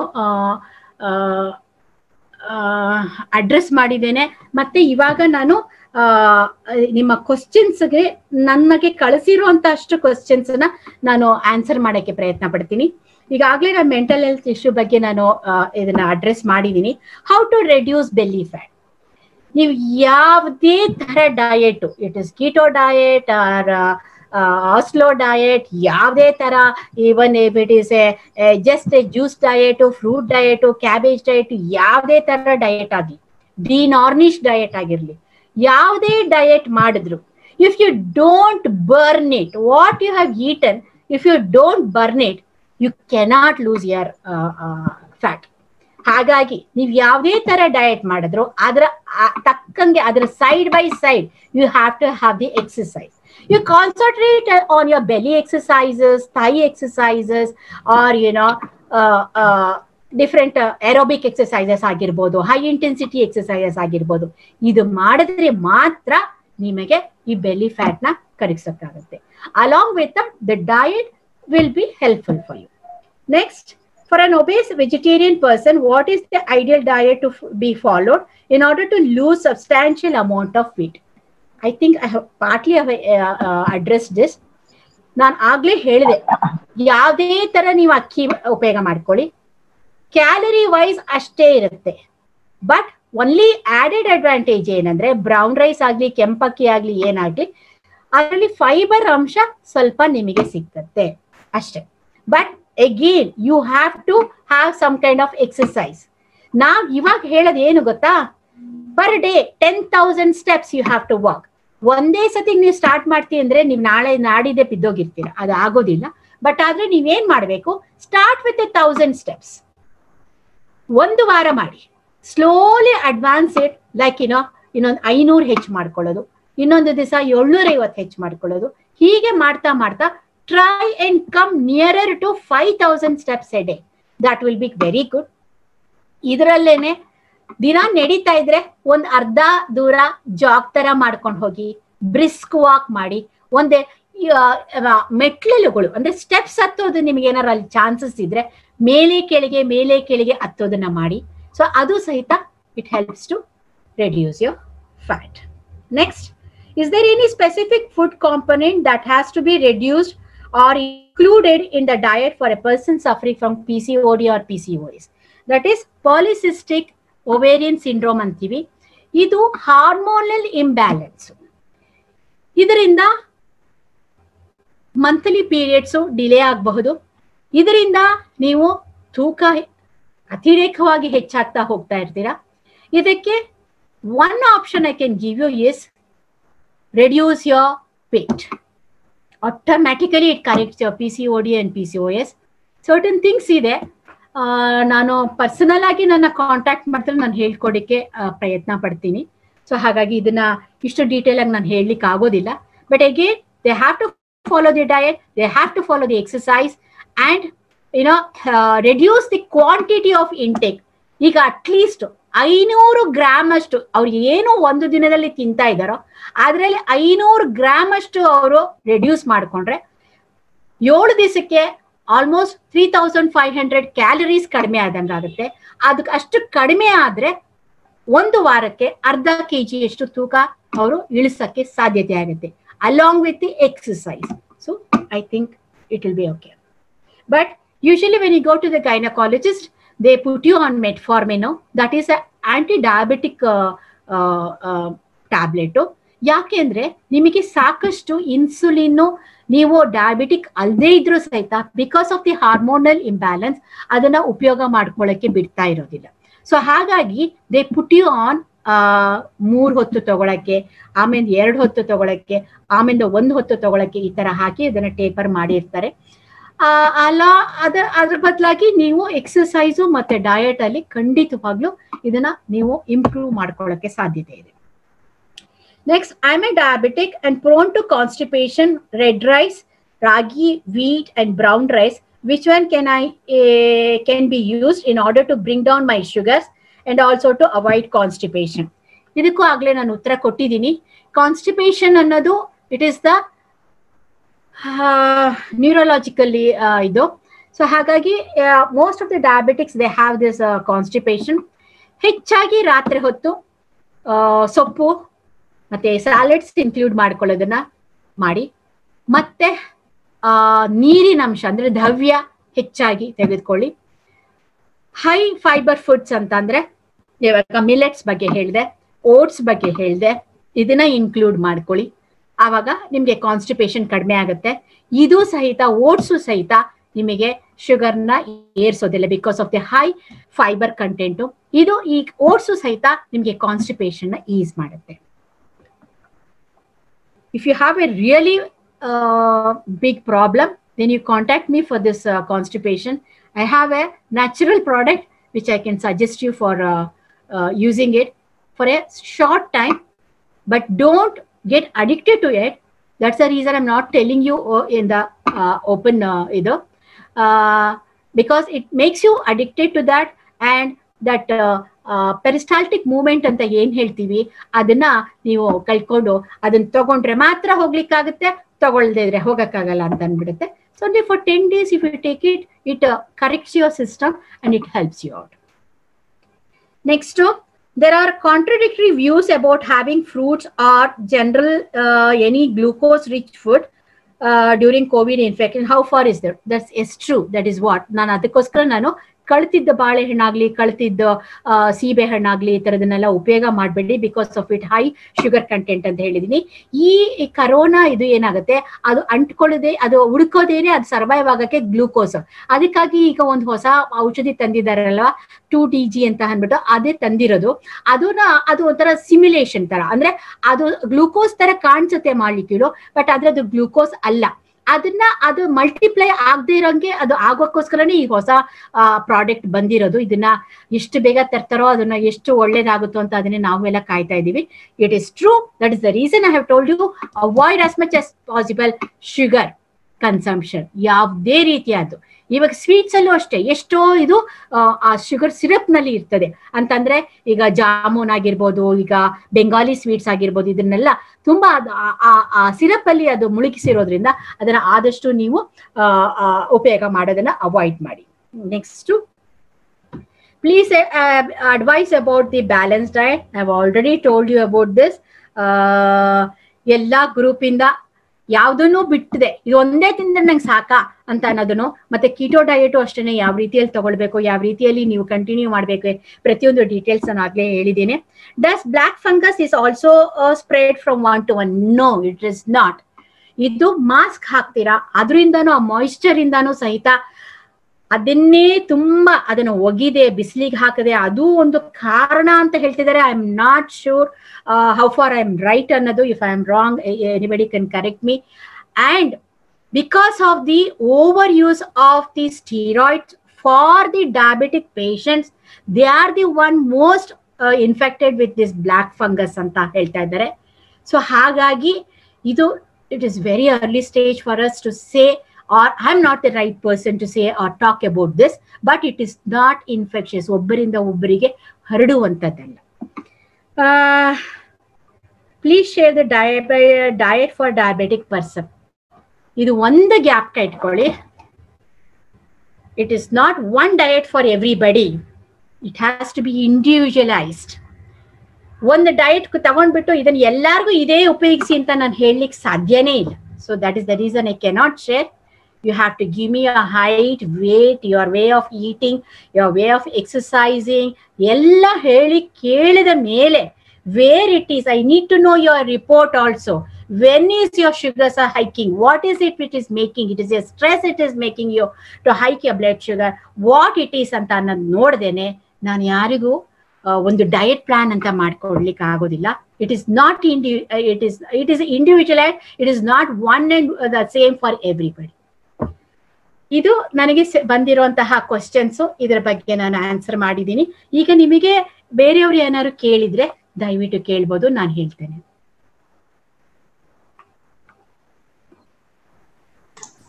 sure madam, thank you. Almost ಎಲ್ಲ ಪ್ರಶ್ನೆಗಳಿಗೂ ಉತ್ತರ ಕೊಟ್ಟಿದ್ದೀರಾ ಆಗ್ಲೇ. ಈಗ ನಮ್ಗೆ ಇಲ್ಲಿ ಬಂದಿರುವಂತಹ ಪ್ರಶ್ನೆಗಳು ಒಂದೆರಡಿದಾವೆ. ಪ್ರೆಗ್ನೆಂಟ್ ಲೇಡೀಸ್ಗೆ, ಗರ್ಭಿಣಿ ಮಹಿಳೆಯರಿಗೆ ಏನಾದ್ರೂ ಸ್ಪೆಸಿಫಿಕ್ ಅಡ್ವೈಸ್ ಇದೆಯಾ ನಿಮ್ದು? ಯಾವ ರೀತಿಯಲ್ಲಿ ಸ್ಪೆಸಿಫಿಕ್ ಅಡ್ವೈಸ್ ಅಂದ್ರೆ ಅವರ ಪೌಷ್ಟಿಕಾಂಶಕ್ಕಾಗಿರ್ಬಹುದು ಅಥವಾ ಕೋವಿಡ್ ಬಗ್ಗೆ ಏನಾದ್ರೂ ಸ್ಪೆಸಿಫಿಕ್ ಅಡ್ವೈಸ್ ಇದೆಯಾ? ಅವರಿಗೆ ಇದ್ರಲ್ಲಿ ಏನು ಇಲ್ಲ, ಬಟ್ ಆದ್ರೆ ಅವ್ರಿಗೂ ಅಷ್ಟೇ ಸಮತೋಲನ ಆಹಾರ ಅಂದ್ರೆ ಈಗ ಫೀಟಸ್ ಒಳಗಡೆ ಮಗು ಬೆಳೀತಾ ಇರೋದ್ರಿಂದ ಅವರ ರಿಕ್ವೈರ್ಮೆಂಟ್ ಹೆಚ್ಚತ್ತೆ. ಹಾಗಾಗಿ ಅವರು ಎರಡು ಜನದ್ದು ತಿನ್ಬೇಕಾಗಿಲ್ಲ. ಪೌಷ್ಟಿಕಾಂಶವನ್ನು ಯಾವ ರೀತಿಯಲ್ಲಿ ಹೆಚ್ಚು ಮಾಡ್ಕೊಳ್ಬೇಕು ಅಂತ ನಾನು ಹೇಳಿದ್ದೀನೋ ಆ ರೀತಿಯಲ್ಲಿ ಹೆಚ್ಚು ಮಾಡ್ಕೊಳ್ಳಿ. ಮತ್ತೆ ಹೆಚ್ಚಿನಾಗಿ ಅವರು ಹೊರಗೆ ಹೋಗಿ ಈ ಇನ್ಫೆಕ್ಷನ್ ತಾಗಿಸ್ಕೊಳ್ಳದೆ ಇರೋದು ತುಂಬಾ ಒಳ್ಳೇದು. ಎಷ್ಟು ಸಾಧ್ಯವಾಗುತ್ತೋ, ಎಷ್ಟು ಬೇಜಾರಾಗುತ್ತೋ, ತಲೆ ಚೆಚ್ಕೊಳ್ಬೇಕಾಗುತ್ತೋ, ಏನಾಗುತ್ತೋ ಒಳಗಡೆ ಇದ್ದು ಅವ್ರು ಈ ಇನ್ಫೆಕ್ಷನ್ ಆಗದೆ ಇದ್ದ ಹಾಗೆ ತಡ್ಕೊಳ್ಳೋದು ತುಂಬಾ. ಅವರು ಸಹಿತ ಈ ಕಾಡ ಇದು ಎಲ್ಲಾನು ತಗೊಳ್ಕೊಳ್ಬಹುದು, ತೊಂದರೆ ಇಲ್ಲ. ಬಟ್ ನನಗೆ ಕ್ರೇವಿಂಗ್ಸ್ ಅಂತ ಹೇಳಿ ಇದು ಕ್ರೇವಿಂಗ್ ಆಗ್ತಾ ಇದೆ, ಈ ಸ್ವೀಟ್ ತಗೊಳ್ಳಿ, ಬೇಡ ಅಂತಲ್ಲ. ಇಷ್ಟು ತಿನ್ಬೇಡಿ, ಒಂದು ಪೀಸು, ಒಂದು ಸ್ವಲ್ಪ, ಒಂದು ಚಮಚ, 2 ಚಮಚ ಈ ರೀತಿ ತಿಂದ್ರೆ ಯಾವುದೇ ತರವಾದ ಇಲ್ಲ. ನೀವು ತುಂಬಾ ತೂಕ ಏರಿಸ್ಕೊಳ್ಬಾರ್ದು. ನಮಗೆ 3ನೇ ಟ್ರೈಮಿಸ್ಟರ್ ಅಂತಂದ್ರೆ 6 ತಿಂಗಳಾದ ಮೇಲೆ ನಮ್ಮ ಕೈಯಲ್ಲಿ ಯಾವುದೂ ಇಲ್ಲ. This are all the hormonal ಇದಾಗೋದ್ರಿಂದ ಅದು the growth will be very fast. But for this till the second control. ನೀವು ತೂಕ ಹೆಚ್ಚಾಗಬೇಕಾದ್ರೆ initially it is like only 2 kgs in a 3 months ಅಲ್ಲಿ ಹೆಚ್ಚಾದ್ರೆ ಸಾಕು. ಇನ್ನ ತಿರ್ಗಾ 2ನೇ ಟ್ರೈಮಿಸ್ಟರ್ ಅಲ್ಲಿ 1 kg ಹೀಗೆ 2 kg 3 kg ಅದು ಆಗುತ್ತೆ, ಪರವಾಗಿಲ್ಲ. ಬಟ್ ಆದರೆ ಯಾವುದನ್ನ ರೆಸ್ಟ್ರಿಕ್ಷನ್ ಮಾಡ್ಕೋಬೇಕು ಅಂದ್ರೆ ತುಂಬಾ ಕಾರ್ಬೋಹೈಡ್ರೇಟ್ ರಿಚ್, ಈಗ potato fries, French fries, chips ಈ ತರದನ್ನೆಲ್ಲ ತಿನ್ನೋದನ್ನ ಅವಾಯ್ಡ್ ಮಾಡ್ಕೊಂಡು ಬೇರೆ ರೀತಿನಲ್ಲಿ ಹಣ್ಣು ಹಂಪಲು, ಹಸಿರು ಎಲೆಗಳು, ಈ ತರದಂದ್ರೆ ಸೊಪ್ಪು, ಈ ರೀತಿದನ್ನ ಹೆಚ್ಚಾಗಿ ಅಳವಡಿಸ್ಕೊಳ್ಳಿ ಅವರು. ಈಗ ಮಟನ್ ತಿನ್ಬೇಕಾ? ತಿನ್ಬಹುದು. ಈ ಮಟನ್ ಅಥವಾ ನಾನ್ ವೆಜ್ ತಿನ್ನೋದ್ರಿಂದ ನೀವು ತೂಕ ಏರೋದೇ ಇಲ್ಲ. ಯಾವಾಗ ನೀವು ಕಾರ್ಬೋಹೈಡ್ರೇಟ್ಸ್ ಹೆಚ್ಚಾಗಿ ತಿಂತೀರೋ ಆಗ ನಿಮ್ಮ ತೂಕ ಏರುತ್ತೆ. ಇವರು ಅಷ್ಟೇನೆ, ಅಯ್ಯೋ ನಾನು ಪ್ರೆಗ್ನೆಂಟು, ನನಗಿದು ಸುಸ್ತು, ಏನಿಲ್ಲ. unless and until your gynecologist suggests that you need bed rest, baby ಏನೋ ಪ್ಲೆಸೆಂಟ್ ಇದು ಪ್ರಾಬ್ಲಮ್ ಇರ್ಬೋದು, ಏನೋ ಆಗಿರ್ಬೋದು, ಆಗ ಮಾತ್ರ you need that bed rest. Otherwise till the 8th month you can do all the normal routine what you were following, you can continue. ಒಂದೇ ಒಂದು ಬೇಡ ಅಂತೀವಿ, ಭಾರ ಎತ್ತಬೇಡಿ, ಭಾರವಾದ ಬಕೆಟ್ ಎತ್ತಬೇಡಿ, ಭಾರವಾದ ಯಾವುದು ಮೇಲಿಂದ ಇಳಿಸ್ಕೊಳ್ತೀನಿ, ಕೆಳಗಿಂದ ಡಬ್ಬ ತುಂಬಿರೋ ಅಕ್ಕಿ ಡಬ್ಬ ಎತ್ತತೀನಿ, ಈ ತರದನ್ನ ಮಾಡಬೇಡಿ ಅಷ್ಟೇ ಹೊರತು ಬೇರೆ ಯಾವುದು ಅವ್ರ ಬಗ್ಗಿ ಕಸ ಗುಡ್ಸೋದ್ರಿಂದ ಹಿಡಿದು, ಬಗ್ಗಿ ನೆಲ ಒರೆಸೋದ್ರಿಂದ ಹಿಡಿದು, ಬಟ್ಟೆ ಒಗೆಯೋದು ಯಾವ್ದನ್ನಾರು ಮಾಡ್ಬೇಡಿ. ಸೊ ಹಾಗಾಗಿ ಇದು ಈ ತರ ಮಾಡ್ಕೊಂಡ್ರೆ I think it will be okay. Okay madam, ಇನ್ನೊಂದು ಪ್ರಶ್ನೆ ಬಂದಿದೆ. ಬಹುಶಃ ನೀವು ಈಗಾಗ್ಲೇ ಇದ್ರ ಬಗ್ಗೆ ಹೇಳಿದ್ದೀರಾ, ಬಟ್ ಸ್ಟಿಲ್ ಅವರು ಫೋಟೋ ಹಾಕಿ ಕಳ್ಸಿದ್ದಾರೆ. ಅವ್ರ ಮನೆಯಲ್ಲಿ ಅವ್ರ ಇದನ್ನ ತುಂಬಾ ಉಪಯೋಗಿಸ್ತಾರಂತೆ, ಜೀನಿ. ಏನಿದು? This is what I told you, Jeeni, Manna mix, ಇದೆಲ್ಲ ನಾನು ಇದನ್ನೇ ಹೇಳಿದ್ದು. ಇದು ಡಯಾಬಿಟಿಕ್ ಆಗಿದ್ರೆ ಅವರು ಅಂಬ್ಲಿ ಅಥವಾ ಗಂಜಿ ಮಾಡಿ ಕುಡಿಯೋ ಹಾಗಿಲ್ಲ. ಇದೇ ಪೌಡರ್ನ ಅವರು ಇಡ್ಲಿ ರುಬ್ಬೇಕಾದ್ರೆ, ದೋಸೆ ಹಿಟ್ಟು ರುಬ್ಬಬೇಕಾದ್ರೆ ಒಂದು ಬೊಗಸೆಯಷ್ಟು ಹಾಕಿ ಅದನ್ನ ಮಿಕ್ಸ್ ಮಾಡ್ಕೊಳ್ಬಹುದು. ಇಲ್ಲ ಚಪಾತಿ ಹಿಟ್ಟು ಕಳಿಸ್ಬೇಕಾದ್ರೆ ಇದನ್ನ ಒಂದು ಪೋರ್ಷನ್ ಅಷ್ಟು ಮಿಕ್ಸ್ ಮಾಡ್ಬೋದು. ದೋಸೆ ಮಾಡ್ಬೇಕಾದ್ರೆ ಅದಕ್ಕೆ ಹಾಕೊಳ್ಬಹುದು. ರೊಟ್ಟಿ ತಟ್ತಾ ಇದ್ರೆ ರಾಗಿ ಮಾಡಿರ್ಬೋದು, ರೊಟ್ಟಿ ಅಥವಾ ಅಕ್ಕಿ ರೊಟ್ಟಿ ತಟ್ತಾ ಇರ್ಬೋದು, ಆಗ ಇದನ್ನು ಒಂದಿಷ್ಟು ಮಿಕ್ಸ್ ಮಾಡ್ಕೊಂಡು ತರಕಾರಿ ಹೆಚ್ಚಬಹುದು, ಸೊಪ್ಪು ಹಾಕೊಳ್ಬಹುದು, ತುರ್ದಿದ್ದು ಗೆಡ್ಡೆಕೋಸು ಹಾಕ್ಬೋದು, ತುರ್ದಿದ್ದು ಕ್ಯಾರೆಟ್ ಹಾಕ್ಬೋದು, ಬೀಟ್ರೂಟ್ ಹಾಕ್ಬೋದು, ತುರ್ದಿದ್ದು ಯಾವ್ದೇ ಹಾಕೊಂಡು ರೊಟ್ಟಿ ಮಿಕ್ಸ್ ಮಾಡಿ ಹಾಕಿ. ನೀವು ಡಯಾಬಿಟಿಕ್ಸ್ ಅವ್ರಿಗೆ ಹೇಳಿದ್ರಿ, ನಾನ್ ಡಯಾಬಿಟಿಕ್ಸ್ ಅಥವಾ ಮಕ್ಕಳು ಇದನ್ನ ಆರಾಮ್ಸೆ ಯೂಸ್ ಮಾಡಿ. ಅವ್ರು ಇವನ್ ಗಂಜಿಯಾರು ಮಾಡಿ ಕುಡೀರಿ, ಅಂಬ್ಲಿಯಾರು ಮಾಡಿ ಕುಡೀರಿ, however they want they can use it. We are not concerned about it. It is a multi grain ಇದಾದ್ರಿಂದ ಒಳಿತೆ, ಅದ್ರಲ್ಲಿ ಏನ್ ತೊಂದ್ರೆ ಇಲ್ಲ. ಬಟ್ ಯಾವ ರೀತಿಯಲ್ಲಿ ಮಾಡ್ತೀರಾ ಅನ್ನೋದು ಒಂದೇ ನನಗೆ concern. That is only for the diabetics. And one more important thing, ಇದೇ ಮನ್ನಾ ಮಿಕ್ಸ್ ಆಗಿರ್ಬೋದು, ಈ ಜೀನಿ ಆಗಿರ್ಬೋದು, ಯಾವುದೇ ತರದ್ದು ಏನಾದ್ರೂ ಡಯಾಬಿಟಿಕ್ ಆಗಿ ಸ್ವಲ್ಪ ಅಂಶ ಕಿಡ್ನಿಯಲ್ಲಿ ಏನಾದ್ರು ವ್ಯತ್ಯಾಸ ಆಗಿದ್ರೆ ಇದನ್ನ ಕಂಪ್ಲೀಟ್ ಆಗಿ ಸ್ಟಾಪ್ ಮಾಡಬೇಕು. Because this contains high amount of phosphorus, potassium as well as the fibre content in that which will not B beneficial for those. ಹಾಗಾಗಿ ಅವರು ಇದನ್ನ ಖಂಡಿತವಾಗ್ಲೂ ಉಪಯೋಗ ಮಾಡ್ತಾರೆ. ಫೈನ್ ಮೇಡಮ್, ಇನ್ನೊಂದು ಕೊನೆ ಪ್ರಶ್ನೆ ಬಂದಿದೆ. ಈಗ ಎಲ್ರು ಹೆಲ್ತ್ ಕಡೆ ಕಾನ್ಶಿಯಸ್ ಆಗಿರೋದ್ರಿಂದ ತುಂಬಾ ಜನ ಹರ್ಬಲ್ ಲೈಫ್ ಅಂತ ಪ್ರಾಡಕ್ಟ್ ಗಳಿಗೆ ರಾಮ, ಖಂಡಿತ ಬೇಡ, ದಯವಿಟ್ಟು ಬೇಡ. ಯಾರಿಗೇ ಆಗ್ಲಿ, ನೀವ್ ಎಷ್ಟು ಜನಕ್ಕೆ ಕೇಳ್ತೀರಾ ಇದ್ರ ಬಗ್ಗೆ ಹೇಳಿ. ಇದು ಕಂಪನಿ ಓನರೇ ಸತ್ತಿದ್ದು ಇದೇ ಪ್ರಾಡಕ್ಟ್ ಅವ್ನು ತಕೊಂಡು ಅವನಿಗೆ ಕಿಡ್ನಿ ಫೇಲಿಯರ್ ಆಗಿ ಆ ಮನುಷ್ಯ ಹೇಗೆ ಸತ್ತ ಅನ್ನೋದನ್ನ ನೀವು ಗೂಗಲ್ ಮಾಡಿ ನೋಡಿ, ನಿಮಗೆ ಅದರದ್ದು ಆನ್ಸರ್ ಬರುತ್ತೆ. ಇದರಲ್ಲಿ ಸರ್ಟನ್ ಚೈನೀಸ್ ಮೆಡಿಸಿನ್ ಇರೋದ್ರಿಂದ ಅದರಲ್ಲಿ ಯಾವ ರೀತಿಯಾದ ಹರ್ಬ್ಸ್, ಯಾವ ರೀತಿಯಾದ ಮೆಡಿಕೇಶನ್ಸ್ ಇದೆ ಅನ್ನೋದು ಗೊತ್ತಿಲ್ಲ. ದಯವಿಟ್ಟು ಇದನ್ನ ಮಾಡಬೇಡಿ, ದಯವಿಟ್ಟು ಉಪಯೋಗ ಮಾಡಬೇಡಿ. ಇದನ್ನ ಬದಲಾಗಿ ನೀವ್ ಎಕ್ಸರ್ಸೈಸ್ ಮಾಡ್ರಿ. ಇದನ್ನ ಕುಡಿದು 3,000 ರೂಪಾಯಿ ಕೊಟ್ಟು 6,000 ರೂಪಾಯಿ ಕೊಟ್ಟು ತಗೊಂಡು ಇದಕ್ಕೆ ನೀವು ದುಡ್ಡು ಖರ್ಚು ಮಾಡೋದಾಗ್ಲಿ, ನೀವೇನ್ ದಿನನಿತ್ಯ ಆಹಾರದಲ್ಲಿ ಪೌಷ್ಟಿಕ ಆಹಾರವನ್ನು ತಗೊಳ್ಳಿ. ಎಷ್ಟು ಸಾಧ್ಯವಾಗುತ್ತೋ ಸ್ಯಾಲೆಡ್ಸ್ ನ ತಿನ್ನಿ, ಎಷ್ಟು ಸಾಧ್ಯವಾಗುತ್ತೋ ಸೂಪ್ಗಳು ಮಾಡ್ಕೊಂಡು ತಿನ್ನಿ, ಹಣ್ಣು ಹಂಪುಗಳನ್ನ ಮಾಡಿ ತಗೊಳ್ಳಿ. ಅದ್ರ ಜೊತೆಗೆ exercise, burn out what you are eaten. That is no way I will advise that. ನಮಗ್ ಒಂದೇ ಒಂದು ಟ್ಯಾಬ್ಲೆಟ್ ಇರೋದು, ಅದುವೇ ಫ್ಯಾಟಿ ಫುಡ್ಸ್ ತಿಂದಾಗ ಅದನ್ನ ಅಬ್ಸಾರ್ಬ್ ಆಗದೆ ಎಕ್ಸ್ಕ್ರೀಟ್ ಆಗೋಕ್ಕೆ ಒಂದೇ ಒಂದು ಸಪ್ಲಿಮೆಂಟ್ ನಮ್ಮಲ್ಲಿ ಇರೋದು. ಇದು ಎಲ್ಲ it is not, you should avoid using it. Madam ನಮಸ್ಕಾರ. ಒಂದೇ ಒಂದು ಕ್ವಶನ್ ಮೇಡಮ್. ಇವಾಗ sugar patients protein powder, all plant protein powders ತರ ಬರುತ್ತಲ್ಲ, ಮೋದಿ ಕೇರ್ ಇರ್ಬೋದು, ಆ ತರದ್ದೆಲ್ಲ ಪ್ರೋಟೀನ್ ಪೌಡರ್ಗಳು ತಗೋಬೋದಾ? ನಿಮಗೆ ಕಿಡ್ನಿಯಲ್ಲಿ ಏನು ತೊಂದರೆ ಇಲ್ಲ. ಫಸ್ಟ್ ಆಫ್ ಆಲ್ ಹೇಗ್ ಗೊತ್ತಾಗುತ್ತೆ ಅಂತಂದ್ರೆ, ಆಲ್ಬಿಮಿನ್ಯೂರಿಯಾ ಅಂತ ಹೇಳುತ್ತೆ. ಅಂದ್ರೆ ಪ್ರೋಟೀನು ನಿಮ್ಮ ಮೂತ್ರದಲ್ಲಿ ಹೋಗ್ತಾ ಇದೆ, ಅದು ಪ್ಲಸ್ ಟ್ರೇಸಸ್ ನಿಲ್ಲು ಅಂತ ಬಂದಿರುತ್ತೆ. ಅದ್ ಏನಾದ್ರು ಟ್ರೇಸಸ್ ಅಂತ ಕಂಡ ತಕ್ಷಣ ಆ ತರ ಪೌಡರ್ಗಳನ್ನ ಉಪಯೋಗ ಮಾಡಬೇಡಿ. ಆಲ್ಬಮಿನ್ ಇದ್ರೆ ಟ್ರೇಸಸ್ ಅಥವಾ ಅದು ಪ್ರೋಟೀನು ಮೂತ್ರದಲ್ಲಿ ಹೋಗ್ತಾ ಇರುತ್ತೆ. That is the first indication that ನಿಮ್ಮ ಕಿಡ್ನಿಯಲ್ಲಿ ಸ್ವಲ್ಪ ತೊಂದರೆ ಕಾಣಿಸ್ತಾ ಇದೆ ಅಂತ ಅನ್ನೋದಕ್ಕೆ ಅದು ಫಸ್ಟ್ ಇಂಡಿಕೇಶನ್. ಸೊ ಹಾಗಾಗಿ ಆ ತರ ಇದ್ರೆ ಆ ತರ ಪ್ರೋಟೀನ್ ಪೌಡರ್ಗಳನ್ನ ಉಪಯೋಗ ಮಾಡಬೇಡಿ. ಎಷ್ಟು ಸಾಧ್ಯವಾಗುತ್ತೋ ಬಾರ್ಲಿ ನೀರು ಕುಡಿಯೋದು, ಬಾಳೆ ದಿಂಡಿನ ಜ್ಯೂಸ್ ಮಾಡಿ ಕುಡಿಯೋದು ವಿತೌಟ್ ಆಡಿಂಗ್ ಎನಿಥಿಂಗ್. ಅದಕ್ಕೆ ಉಪ್ಪು, ಸಕ್ಕರೆ ಅಥವಾ ಹಾಲು, ಮೊಸರು ಏನು ಹಾಕ್ತೀನಿ ಅಂದ್ರೆ ಅದನ್ನ ಆಕ್ಚುಲ್ ಆಗಿ ಬಾರ್ಲಿ ವಾಟರ್ ಮಾಡಿ ಕುಡಿಯೋದು ಇದು ತುಂಬಾ ಉತ್ತಮವಾದದ್ದು. Because it keeps your kidney functioning properly. ಹಾಗಾಗಿ ಅದು ಡೈಲಿ ತಗೋಬೋದಾ? ಡೈಲಿ ಕುಡಿಬೋದಾ ಬಾರ್ಲಿ? ಪರವಾಗಿಲ್ವಾ? ಕುಡೀರಿ, ಏನು ತೊಂದರೆ ಇಲ್ಲ. ಎಷ್ಟಾಗ್ತೀರಾ 1-3 ಚಮಚ ಬಾರ್ಲಿ ಹಾಕಿ ಒಂದು ದೊಡ್ಡ ತಪ್ಪಲೆಯಲ್ಲಿ ನೀರಲ್ಲಿ ಹಾಕಿ ಕುದಿಸ್ತೀರಾ, ಅದನ್ನು ತಿನ್ಬಹುದು. ಬಿಕಾಸ್ ಆ ಬಾರ್ಲಿನಲ್ಲಿ ಅದು ಸಾಲ್ಯುಬಲ್ ಫೈಬರ್ ಇದೆ ಅಂತ ಹೇಳಿದಾಗ ಅದು ನಿಮಗೆ ಒಳ್ಳೇದು. ನಿಮ್ಮ ಡಯಾಬಿಟಿಕ್ಸ್ ಅವ್ರಿಗೆ ತಿನ್ಬಹುದು, ಕುಡೀರಿ, ಏನಿಲ್ಲ. ಆದರೆ ಇವತ್ತು ಮಾಡಿದ್ದು ಬಾರ್ಲಿ ನೀರು ನಾಳೆ ಕುಡಿಬಾರ್ದು. It becomes fermented barley beer ಆಗೋಗಿರುತ್ತೆ ಆಮೇಲಿಂದ. ಹಾಗಾಗಿ ಅದನ್ನ ಮಾಡಬಾರ್ದು. ಇವತ್ತು ಮಾಡಿದ್ದು ಇವತ್ತಿಗೆ ಆಗ್ಬೇಕು. ಸಾಯಂಕಾಲ 5 ಗಂಟೆ ಮೇಲೆ ನೀವು ಉಪಯೋಗ ಮಾಡಬಾರ್ದು. Because it disturbs your sleep. Because it has a natural diuretic property. ಆದ್ರಿಂದ ಮೂತ್ರ ಹೆಚ್ಚಿಗೆ ಹೋಗುತ್ತೆ. ಸೊ ಹಾಗಾಗಿ ಅದನ್ನ ಸಾಯಂಕಾಲದ ಮೇಲೆ ತಗೊಳ್ಬೇಡಿ. ಲೋಟ ಮಾಡಿ ತಗೊಂಡ್ ಕುಡಿದ್ರೆ ಸಾಕಾಗತ್ತೆ. ಅದೇ ಮಲ್ಟಿವಿಟಮಿನ್ ಟ್ಯಾಬ್ಲೆಟ್ಸ್, ಕ್ಯಾಲ್ಸಿಯಂ ಟ್ಯಾಬ್ಲೆಟ್ಸ್ ಆ ತರ ತಗೋಬೋದಾ? ಇದು ನಿಮ್ಮ ಡಾಕ್ಟರ್ ಹಾಕಿರ್ತಾರೆ. ಕಾರಣ ಏನು ಅಂತಂದ್ರೆ ಮೇ ಬಿ ಕ್ಯಾಲ್ಸಿಯಂ ಅಲ್ಲಿ ಈಗ ವೈಟಮಿನ್ ಡಿ ಎಲ್ಲ ನೋಡ್ತಾ ಇರ್ತಾರೆ. ಕ್ಯಾಲ್ಸಿಯಂ ಮತ್ತು ವೈಟಮಿನ್ ಡಿ ಹಾಕಿರ್ತಾರೆ. ವೈಟಮಿನ್ ಕ್ಯಾಪ್ಸ್ಯೂಲ್ಸ್ ಇವಾಗ ಸದ್ಯಕ್ಕೆ ವೈಟಮಿನ್ ಸಿ ಹಾಕ್ಬೋದು, ಜಿಂಕ್ ಹಾಕ್ಬೋದು, ವೈಟಮಿನ್ ಹಾಕ್ಬೋದು.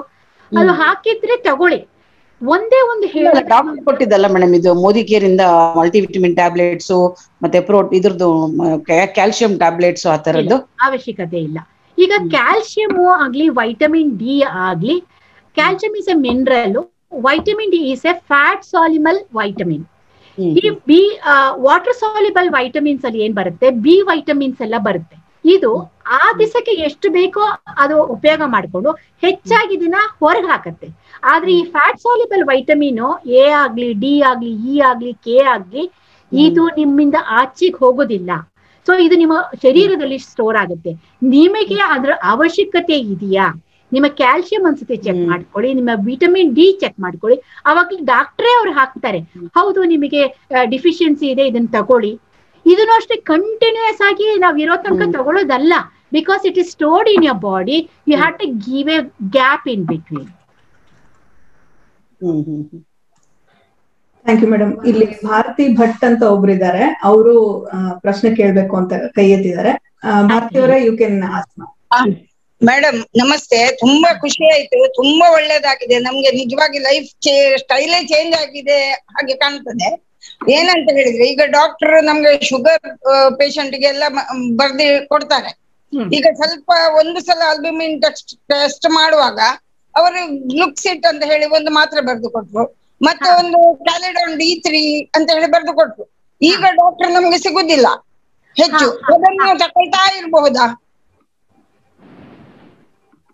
ತಕೊಳ್ತಾ ಇರ್ಬೋದಾ ಕ್ಯಾಲ್ಸಿಯಂ ಮತ್ತು ಗ್ಲುಕ್ಸಿಟ್? ತಗೊಳ್ಳಿ, ತೊಂದ್ರೆ ಇಲ್ಲ. ಇದೇನ್ ಹಾರ್ಡ್ಲಿ ಫಾರ್ 1 ಇಯರ್ ಏನೋ ಅಥವಾ ಒಂದು 6 ತಿಂಗಳಿಂದ ನೀವು ಡಾಕ್ಟರ್ನ ನೋಡಿಲ್ವೋ ಏನೋ, ಅದೇನ್ ತೊಂದ್ರೆ ಆಗೋದಿಲ್ಲ. ಕಂಟಿನ್ಯೂ ಮಾಡ್ಕೊಳ್ಳಿ. ಈಗ ವೈಟಮಿನ್ D3 ಏನೋ ನೀವೇನ್ ನಿಲ್ಲಿಸ್ಬೇಕಾದ ಅವಶ್ಯಕತೆ ಇಲ್ಲ.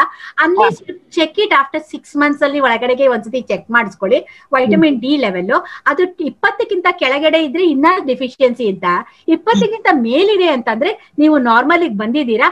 ಹಾಗಾಗಿ ಅವಾಗ ಸ್ಟಾಪ್ ಮಾಡಕ್ ಅವ್ರ ಡಾಕ್ಟ್ರೇ ಸಜೆಷನ್ ಮಾಡ್ತಾರಮ್ಮ. ಗ್ಲುಕ್ಸಿಟ್ that is for your albuminuria ಅಲ್ವಾ?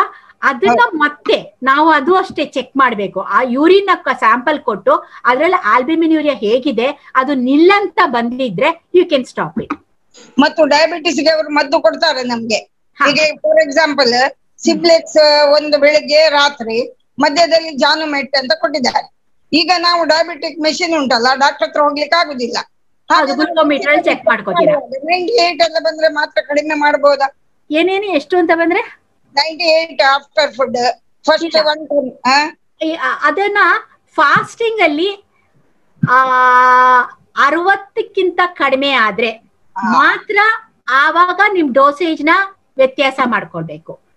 ನಿಮ್ಮದು ಊಟ ಆದ್ಮೇಲಿಂದು 100ಕ್ಕಿಂತ ಕಡಿಮೆ ಬಂದು ಈವನ್ 70-80ಕ್ಕಿಂತ ಕೆಳಗಡೆ ಬಂದಾಗ ಒಂದು ಡೋಸೇಜ್ ಅಲ್ಲಿ ಈಗ 1 ಮಾತ್ರೆ ಕೊಟ್ಟಿದ್ರೆ ಅದನ್ನ ಅರ್ಧ ಮಾತ್ರೆಗೆ ಮಾಡ್ಕೊಳ್ಬಹುದು. But I am not the right person to judge on that are any suggestion. Madam ಸರಿ ಗೊತ್ತು, ನಿಮ್ಮ ಡಾಕ್ಟರ್ ಅದನ್ನ ಹೇಳ್ಬೇಕು. Okay okay, thank you madam, thank you very much. Thank you. I have a question. Can you hear me? Yeah. Ma'am, 10 days ago, I was having the symptoms for COVID, but then after 2 days, I was tested negative. But after 5 days, the symptoms was reduced. I have lost this ability to smell. Yeah. And I get hungry frequently. You know, the cravings to eat something, you know, frequently has gone up. It's not only for me, for most of my colleagues also the same thing. So when we have a chat at the same day, they say that, you know, I feel like eating more and more.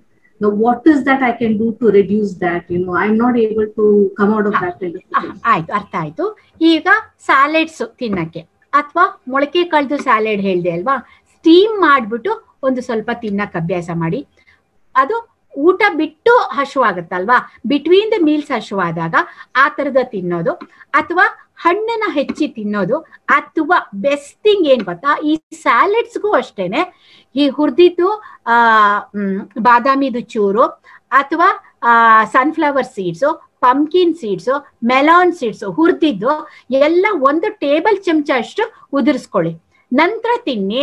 ಆವಾಗ ನಿಮಗೆ ಆ ಹಂಗರ್ ಪ್ಯಾಂಕ್ಸ್ ಏನಾಗ್ತಾ ಇದೆ ಅದು ನಿಲ್ಲತ್ತೆ. Because it is oil seeds, the oil seeds takes long time to digest. So ಹಾಗಾಗಿ ನಿಮಗೆ minimum ಒಂದು 3 ರಿಂದ 4 ಗಂಟೆ ತನಕ ಹಶುವಾಗದೇ ಇರಂಗ್ ಮಾಡುತ್ತೆ. But the taste it takes little time, within about 1 week ಒಳಗಡೆಗೆ ವಾಪಸ್ ಬರುತ್ತೆ ಅಮ್ಮ.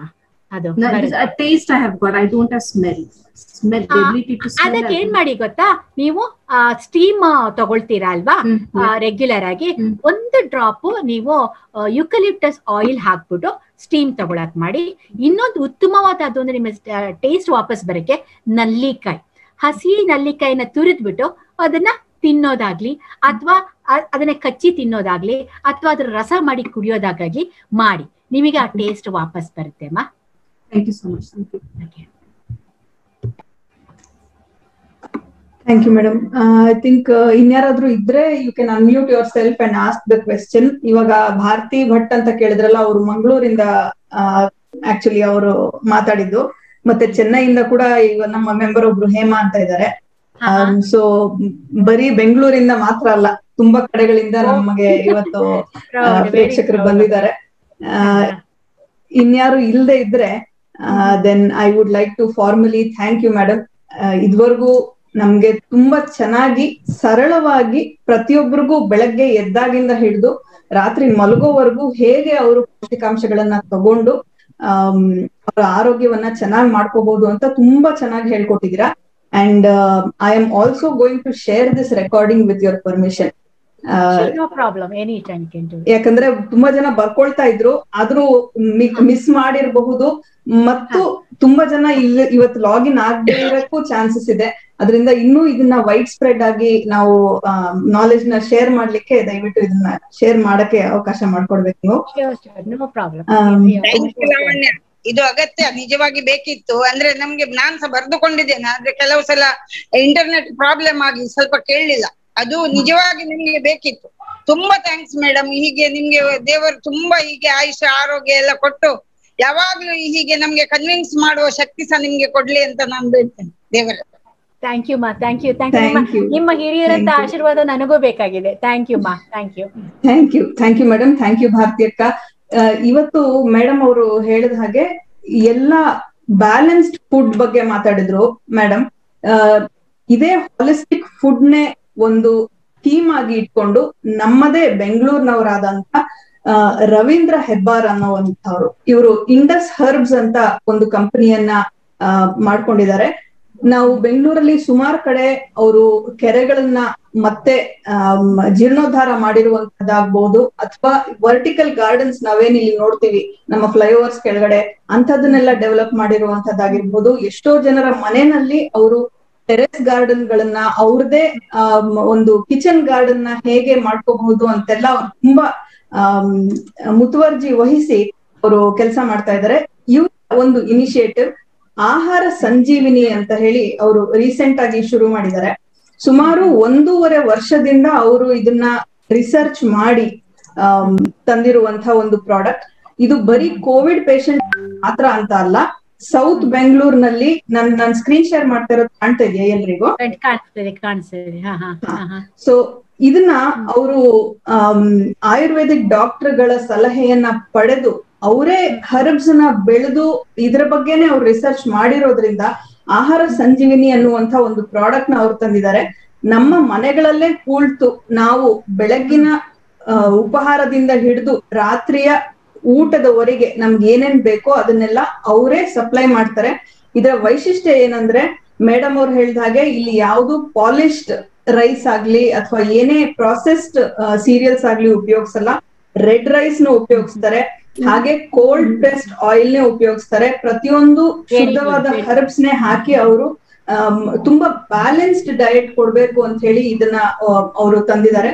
ಸೊ ಯಾರಿಗಾದ್ರೂ ಇದರ ಉಪಯೋಗವನ್ನ ಪಡ್ಕೊಳ್ಬೇಕು ಅನ್ನೋಂಥ ಇದು ಹೇಗ್ ನಡೆಯುತ್ತೆ, ಇದು ಪ್ಯಾಕೇಜಸ್ ಅಲ್ಲಿ ಮಾಡ್ತಾರೆ ಅವರು. ಮೋಸ್ಟ್ 10 days 15 days ಆತರ ಒಂದು ಪ್ಯಾಕೇಜ್ ನ ತಗೊಂಡ್ರೆ ನಿಮ್ಗೆ ಸೌತ್ ಬೆಂಗಳೂರಲ್ಲಿ ನೀವು ಎಲ್ಲೇ ಇದ್ರೂನು ಅವ್ರು ನಿಮ್ಮ ಡೋರ್ ಸ್ಟೆಪ್ ಗೆ ತಲುಪಿಸ್ತಾರೆ. ಇದೇ ಪೋಸ್ಟರ್ ನಾನು ಬೇಕಾದ್ರೆ ನಿಮ್ಗೆ ಶೇರ್ ಮಾಡ್ತೀನಿ.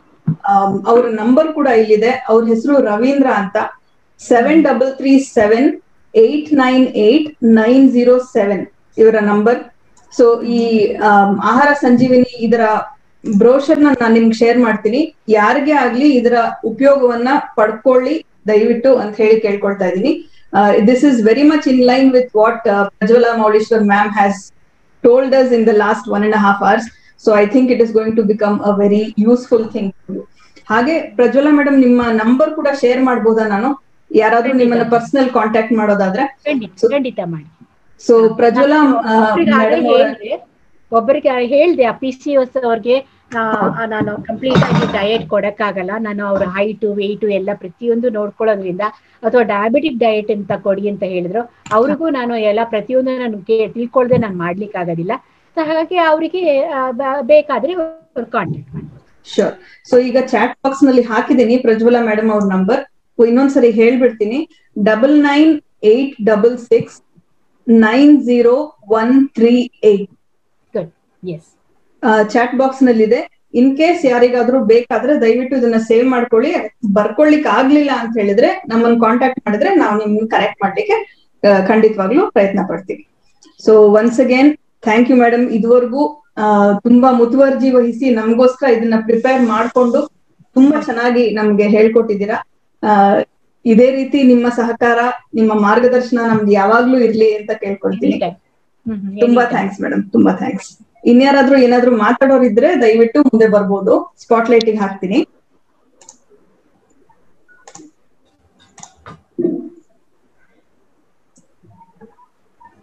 ರಂಗಮಣಿ ಅಕ್ಕ ಏನಾದ್ರು ಮಾತಾಡ್ತೀರಾ ಅಥವಾ ನಾಗಮಣಿ ಮೇಡಮ್ ಅವ್ರು ಏನಾದ್ರು ಮಾತಾಡ್ತಾರಾ? ಇಲ್ಲ, ಇವತ್ತಿನ ಪ್ರೋಗ್ರಾಮ್ ತುಂಬಾ ಚೆನ್ನಾಗಿತ್ತು. ಎಲ್ರಿಗೂ ಸಹ ತುಂಬಾ ಉಪಯೋಗ ಆಗುತ್ತೆ ಅಂತ ಅನಿಸ್ತಿದೆ. Thanks Prajwala madam. Thank you Rangamani ಅಕ್ಕ. ಮಮತಾ ಮಹೇಶ್ ಅವರು ಲಯನ್ಸ್ ಕ್ಲಬ್ ಆಫ್ ಸ್ಪಂದನ ಇಂದ ಅವರು ಮಾತಾಡ್ತೀನಿ ಅಂತ ಕೈ ಎತ್ತಿದ್ದಾರೆ. ಹೇಳಿ ಮಮತಾ. ಮಮತಾ ವಾಯ್ಸ್ ಕೇಳಿಸ್ತಿಲ್ಲ. ಕೇಳಿಸ್ತಿದ್ಯಾ ಈಗ? ಇವಾಗ ಕೇಳಿಸ್ತಾ ಇದೆ. ಸ್ವಲ್ಪ ಜೋರಾಗಿ ಮಾತಾಡಿ. ನಾನು ಹೋದ್ಸಲಿ ಮಹಿಳಾ ದಿನಾಚರಣೆ ದಿನ ನಾನು ನಿಮ್ ಸೆಷನ್ ನಾನು ಬಂದಿರ್ಲಿಲ್ಲ. ಅದು ಯಶಸ್ವಿನಿ ಬ್ಯಾಂಕ್ ಅಲ್ಲಿ ಆಯೋಜಿಸಿದ್ರು. ಅದು ನಾನು ಮಿಸ್ ಮಾಡ್ಕೊಂಡೆ. ಇವತ್ತಂತೂ ನಂಗೆ ತುಂಬಾ ಇಷ್ಟ ಆಯ್ತು ಮೇಡಮ್ ನಿಮ್ದು ಪ್ರೋಗ್ರಾಮ್. ಥ್ಯಾಂಕ್ ಯು ಮಾ. Thank you so much. Hope it will be helpful for everybody. Prajwala ಅವರೇ ನಮಸ್ಕಾರ. ನಾನು ನಾಗಮಣಿ ಮಾತಾಡ್ತಾ ಇದ್ದೀನಿ. ನಮಸ್ತೆ ಮಾ. ನಮಸ್ತೆ. ಪ್ರತಿಯೊಂದು ಇನ್ಫಾರ್ಮೇಶನ್ ಡೀಟೇಲ್ ಆಗಿ ಎಂತ ಏನು ಗೊತ್ತಿಲ್ಲದೆ ಇದ್ದವರೆಗೂ ಅರ್ಥ ಆಗೋ ತರಹ ನೀವು ಅಷ್ಟು ಚೆನ್ನಾಗಿ ನಮ್ಗೆ ಎಕ್ಸ್ಪ್ಲೈನ್ ಮಾಡಿದೀರಾ. ನಿಮ್ಗೆ ತುಂಬಾ ಹೃದಯದ ಧನ್ಯವಾದಗಳನ್ನ ನಾನು ಅರ್ಪಿಸ್ತಾ ಇದ್ದೀನಿ. ಯಾಕೆಂದ್ರೆ ನಮ್ಮ ಈ ಕಾರ್ಯಕ್ರಮನ ಮಂಗಳೂರಿಂದ ಮಾತಾಡಿದ್ರು, ನಮ್ಮ ಚಿಕ್ಕಮಂಗ್ಳೂರ್ನಲ್ಲಿರೋರು ಇದನ್ನ ನೋಡ್ತಾ ಇದ್ದಾರೆ. ಬೇರೆ ಬೇರೆ ಕಡೆದು ಕರ್ನಾಟಕ ರಾಜ್ಯದ ಎಲ್ಲ ಸುಮಾರು ಜನ, ಅಂದ್ರೆ ಇವತ್ತು 65 ಜನ ಪಾರ್ಟಿಸಿಪೆಂಟ್ಸ್ ಇದ್ದಾರೆ. ಬಟ್ ಒಂದೊಂದು ಡಿವೈಸ್ ಅಲ್ಲೂ 4-5 ಜನ ಕುತ್ಕೊಂಡು ನೋಡಿದ್ದಾರೆ. ಹಾಗಾಗಿ ನಿಮ್ಗೆ ಎಷ್ಟು ಜನ ಫ್ಯಾನ್ಸ್ ಇದ್ದಾರೆ ಅನ್ನೋದು ಗೊತ್ತಾಗತ್ತೆ. ನೀವು ತುಂಬಾ ಚೆನ್ನಾಗಿ ಎಕ್ಸ್ಪ್ಲೈನ್ ಮಾಡಿದ್ದೀರಾ. ನಮ್ಮ ಸಹಕಾರ ಭಾರತಿಯಿಂದ, ಲಯನ್ಸ್ ಕ್ಲಬ್ ಇಂದ, ನಮ್ಮ ಸೊಸೈಟಿಯಿಂದ ನಿಮ್ಗೆ ತುಂಬಾ ಹೃದಯದ ಧನ್ಯವಾದಗಳನ್ನ ನಾನು ಅರ್ಪಿಸ್ತೀನಿ. ಹೀಗೆ ನಮ್ ಜೊತೆಗೆ ಯಾವಾಗ್ಲೂ ನೀವು ಸಂಪರ್ಕದಲ್ಲಿದ್ದು ಹೀಗೆ ನಮ್ಮ ಮಹಿಳೆಯರಿಗೆ ಸಾಕಷ್ಟು ಅಡ್ವೈಸ್ ಅನ್ನ ಮಾಡ್ಬೇಕು ಅಂತ ಹೇಳಿ ಕೇಳ್ಕೊಳ್ತೀನಿ. ನಮಸ್ಕಾರ. Thank you very much. ಮತ್ತೊಮ್ಮೆ ಎಲ್ರಿಗೂ ಧನ್ಯವಾದಗಳನ್ನ ಅರ್ಪಿಸ್ತಾ ಇವತ್ತಿನ ಕಾರ್ಯಕ್ರಮವನ್ನ ಮುಗಿಸ್ತಾ ಇದ್ದೀವಿ. ಮತ್ತೊಮ್ಮೆ thank you madam. Prajwala madam, thank you so much.